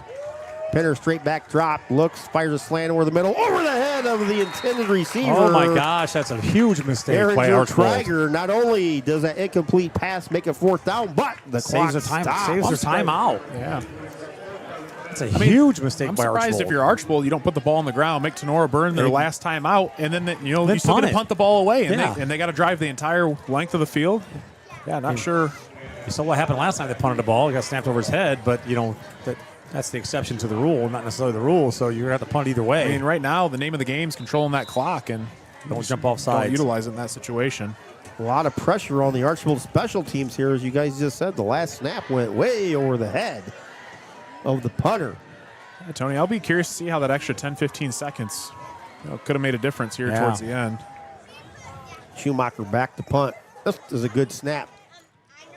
High wobbly kick. Hits at the 30. Rolls out of bounds on the far side over there.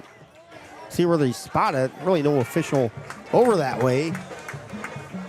Spotted at the 23-yard line. Last week we saw the Rams in a similar situation, maybe about 50 less seconds, but the Rams needed to go 89 yards last week to tie the game. Or get within 8, I guess, which they did. Missed the 2-point conversion. Here tonight, Rams need to go all the way down. This time, they need to go 78 yards with 1 timeout remaining. You see if Farrell can work the sideline magic like he did a week ago. 78 yards and have to get the 2-point conversion to tie. Farrell closing in on the second straight 300-yard passing game. Straight back drop for Farrell. Archbold blitzes. Farrell feels the pressure, fires it near side into the Rams sideline over there. Emily Volmar sneaks out of the way on that.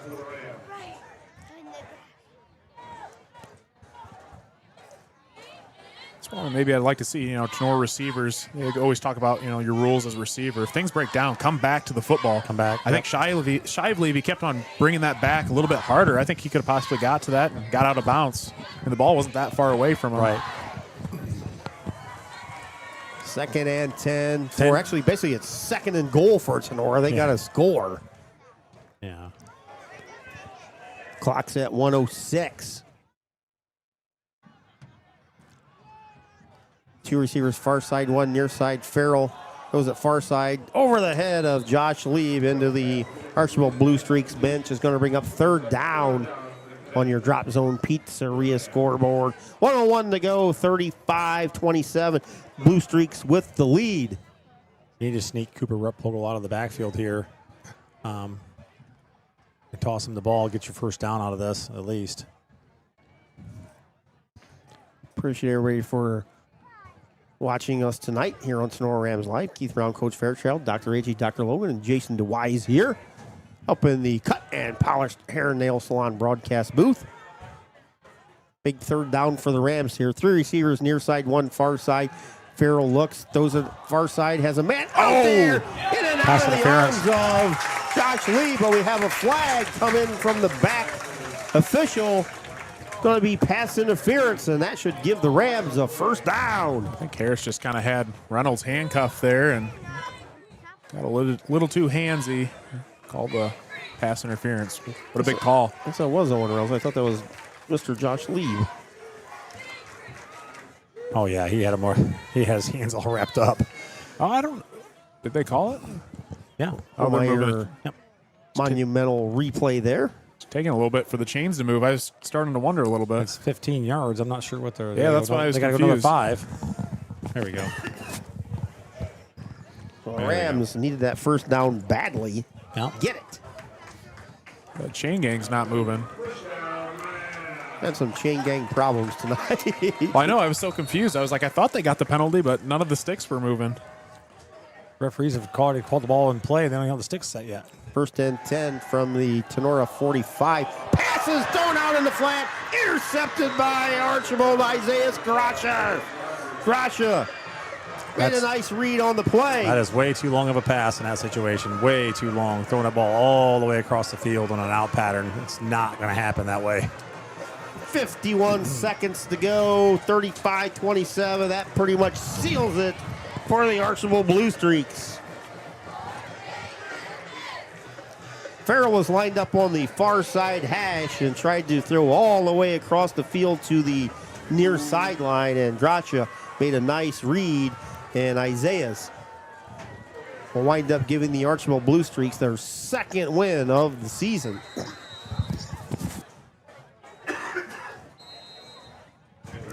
Penner takes the snap and takes a knee. Rams have a timeout. See if they use it, assuming they will not. They won't even start the play clock. They don't even have to snap the ball. So Archbold does not have to snap the ball, but it appears like they will take one more snap. I don't need to. I wouldn't do it. There's about a 2-second difference in the play clock. Yeah, that's what the official's telling them. You don't have to snap the football. So Archbold will get out of here with their second win of the season. Archbold will go to 2-1. And the Tinora Rams, for the second straight season, will fall to 0-3. Stay tuned. Coming up, we'll have the BSN Sports, or the Bidlack Insurance and Investments post-game show. Then we'll have our play of the game, brought to you by Patriot Outdoor Hunting. So final from Tinora High School, Archbold 35, Tinora 27. We'll be back right after this time out.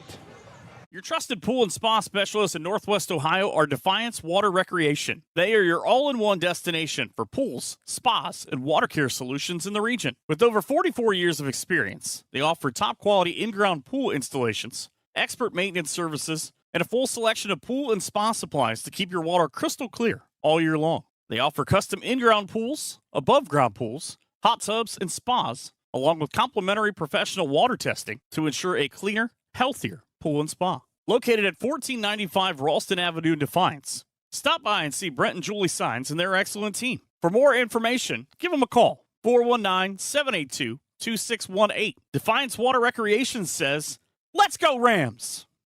South 66 Lanes is open and ready to create memories for all ages, from kids to adults. Located at 1923 South Jefferson in Defiance. It's just a short distance from Defiance High School and the perfect place for family fun. Whether it's birthday parties or weekend family gatherings, South 66 Lanes helps those feeling nostalgic to relive their special moments. Come on in and enjoy Glow Ball Bowling or join a men or women's league today. Or savor tasty snacks, tasty pizza, cold drinks, and so much more. Invite a friend or bring the whole family down to South 66 Lanes, where we can't wait to see you knock down those pins. For reservations for your bowling party, field trip, or special event, contact South 66 Lanes at 419-769-8233 and be sure to check out their Facebook page for daily events and hours. Home of the Tinora Rams bowling team, as South 66 Lanes proudly supports the Rams.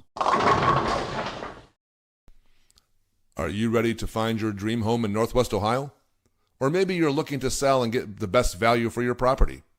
Then you need to call Matt Yost of Remax Realty in Defiance. For more than 20 years, Matt has been the #1 sales agent in Defiance, consistently helping his clients achieve their real estate goals. A 6-time winner of the prestigious Remax Platinum Club Award, Matt has proven his dedication to buyers and sellers alike. With 23 years of experience serving Napoleon and Bryan, as well as Paulding and Defiance counties, Matt Yost knows the market inside and out, and he's ready to put his expertise to work for you to make your property search or sale a smooth and successful one. Don't settle for less. Contact a leading agent in the area. Call Matt Yost at Remax Realty at 419-784-3070 or reach him directly at 419-438-0790 and let Matt help make your next move a success. Welcome back to Tinora High School. Keith Brown, Coach Fairchild, Dr. AJ, Dr. Logan, Jason DeWeiss.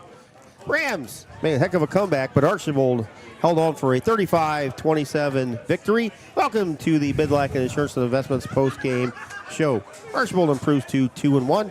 Rams fall to 0-3. They'll be right back here next week when they will host Hicksville as we start the GMC season. Archbold took a 7-0 lead midway through the first quarter. Pinner to Harris, 15-yard touchdown reception. Ryder Ryan started the second quarter for Archbold, took a handoff 89 yards straight up the middle. Extra point by Sauter was good, 14-0. Archbold led 21-0 after Harris hauled in a 66-yard touchdown pass from Pinter. And right before the half, Ryder Ryan, 3-yard touchdown run, made it 28-0. Rams came out finally showing some grit in the third quarter. Dylan Shively with a 4-yard touchdown reception. And then Owen Reynolds with a 15-yard touchdown reception. And just like that, at the end of the third quarter, the Rams trailed 28-14. Ryder Ryan, again, struck at a key point. 10:19 to go in the contest. 45-yard touchdown run made it 35-14. The Rams, however, did not quit. Owen Reynolds came right back, holding a 10-yard touchdown pass. Extra point was good. And then on the next possession, Dylan Shively with a 4-yard touchdown pass. Rams went for 2 on that play, could not score. They trailed 35-27. Rams defense needed a stop late in the game. Did get it, but the Rams were pinned deep and needed to go 78 yards for the tying touchdown with just one timeout. Unfortunately, could not do it as Isaiah Gracias ended the game with a interception at about the 45-yard line with about 50 seconds to go. So, guys, Rams for the second straight year fall to 0-3, but showed some spark here in the second half as they did last week in Otsego. They just cannot put together 4 complete quarters yet this season. Yeah, tale of 2 halves again. First half versus second half, and just it's unfortunate. The Rams, they've got it. They've shown it that they can do it, and it's just like you said, Keith, got to put it all together between the game, between the whole game. And but no, a great run in the night. Cooper Ruppogel, some nice throws there by Owen Farrell, nice catches by all the guys, different people, and they got to work and try to, like you said, put together a complete game once. Yeah, I think you had said it perfectly, Tony. And I had a chance to talk to the team last week, and I said there's so much potential on this team, but it's just a matter of putting all the pieces of the puzzle together and, kids fully executing to their full potential. You see here tonight, what an addition was, Cooper Ruppogel being back and healthy. I tell you what, that's one of my favorite kids to watch on this team. He plays his heart out every single time, and he leaves nothing out there on the field. But, he goes out there and rushes 131 rushing yards. What an addition to that passing offense. Tonight, I was looking at the stats here. Pretty sure Owen Farrell just probably broke the completions and attempts passing records in Tinora history. I don't think we've ever thrown the ball 44 times in a football game, let alone, complete 26 passes. I think Brevin probably threw the most before Owen, and, in a good game, he still probably completed 17 to 20. Yeah. So I think Owen probably just broke all those records for a single game. But, Tinora continues to show glimpses, but, man, it's just you got to put together that for 4 full quarters. Yeah. And that's the thing. You play a tough non-conference schedule. You can't give these good teams any leeway, and if you do, they're going to make you pay. And, tonight, Ryder Ryan for Archbold played a terrific football game. He's a heck of a running back. But, Tinora, again, they're right on the cusp of getting over the edge, and, they've got some time. And, Tony, you mentioned it earlier at halftime. Very green and a lot of younger players, but again, you got to develop. And next week's going to be the time. Conference play starts, and I think you called it, Tony. What, they're going to win 7 in a row? You think? Well, I thought they'd pull out tonight and win 7 in a row, and now they're going to have to beat Fairview to do that. So, we'll see. Keith called it last year, so we'll see if the Rams can get her together. Still need an award to give away, which I think we will probably all decide on what that is. I think that's pretty easy. But our Patriot Outdoor Hunting play of the game, guys. It's got to be that Cooper Ruppogel run. He went beast mode, almost like that Marshawn Lynch run you saw in highlight films a couple years ago. Unbelievable effort by him, bouncing off a couple defenders, broken tackle after broken tackle. Myers monumental replay here on our Patriot Outdoor Hunting play of the game. Him up. Look at how hard he runs the ball, but the way he tucks it in the ball security too. I love it. Well, I think my favorite part of that is right at the end. Who that number 7? I don't know who that is for Archbold, but anyways, he puts his shoulder down and runs him over and gets another 4 or 5 yards as he lands on top of him. So it's just an awesome play by him. And looking at Archbold, guys, Ryder Ryan, 17 carries, 214 yards, and 3 touchdowns. This one in the third quarter, the Rams controlled Ryder Ryan. I think he only gained 10 yards in that third quarter. And then Rams closed the gap. Archbold needed a spark. In the fourth quarter, they gave it to Ryder Ryan, and he jetted for a touchdown. Once at the time, we thought put the game out of reach. But unfortunately, Rams just come up again for the second straight week short. So again, we'll be here next week. Hicksville Aces will come to visit. I'd like to thank everybody here.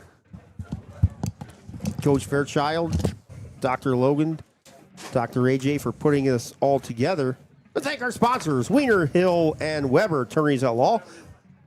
Optimal Performance and Fitness, Clubhouse Pizza, and a Baton Stevens Body Shop, Jewel Grain, Tinora Rams Athletic Boosters, Wooden Indian Pawn Shop, Bidlack Insurance and Financial Services, Cut and Polished Hair and Nail Salon, Paul Crop Insurance, Signs Excavating, Higbee Embroidery, Drop Zone Pizzeria, Oklahoma Tavern, Maumee Valley Title Agency, BSN Sports, Firestone Tavern, Postuma Insurance and Investments, NWO Sports. Check out that podcast every Wednesday.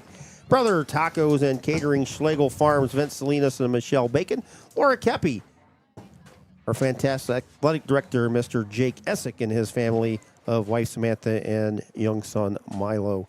Kevin Weber of Weber Materials, Prosperity Painting, Stark Brothers Advertising, Matt Yost of Remax Realty, Straight Line Outdoor Lawn Care, Mossio Properties, Ensign's Pub, Patriot Outdoor Hunting, South 66 Lanes, Holbrook Plumbing, Crescent News, Marco's Pizza, Four County Career Center, McCarthy's in Defiance, Barney's in Evansport, Defiance Therapeutic Massage and Wellness Center, Harvest Moon.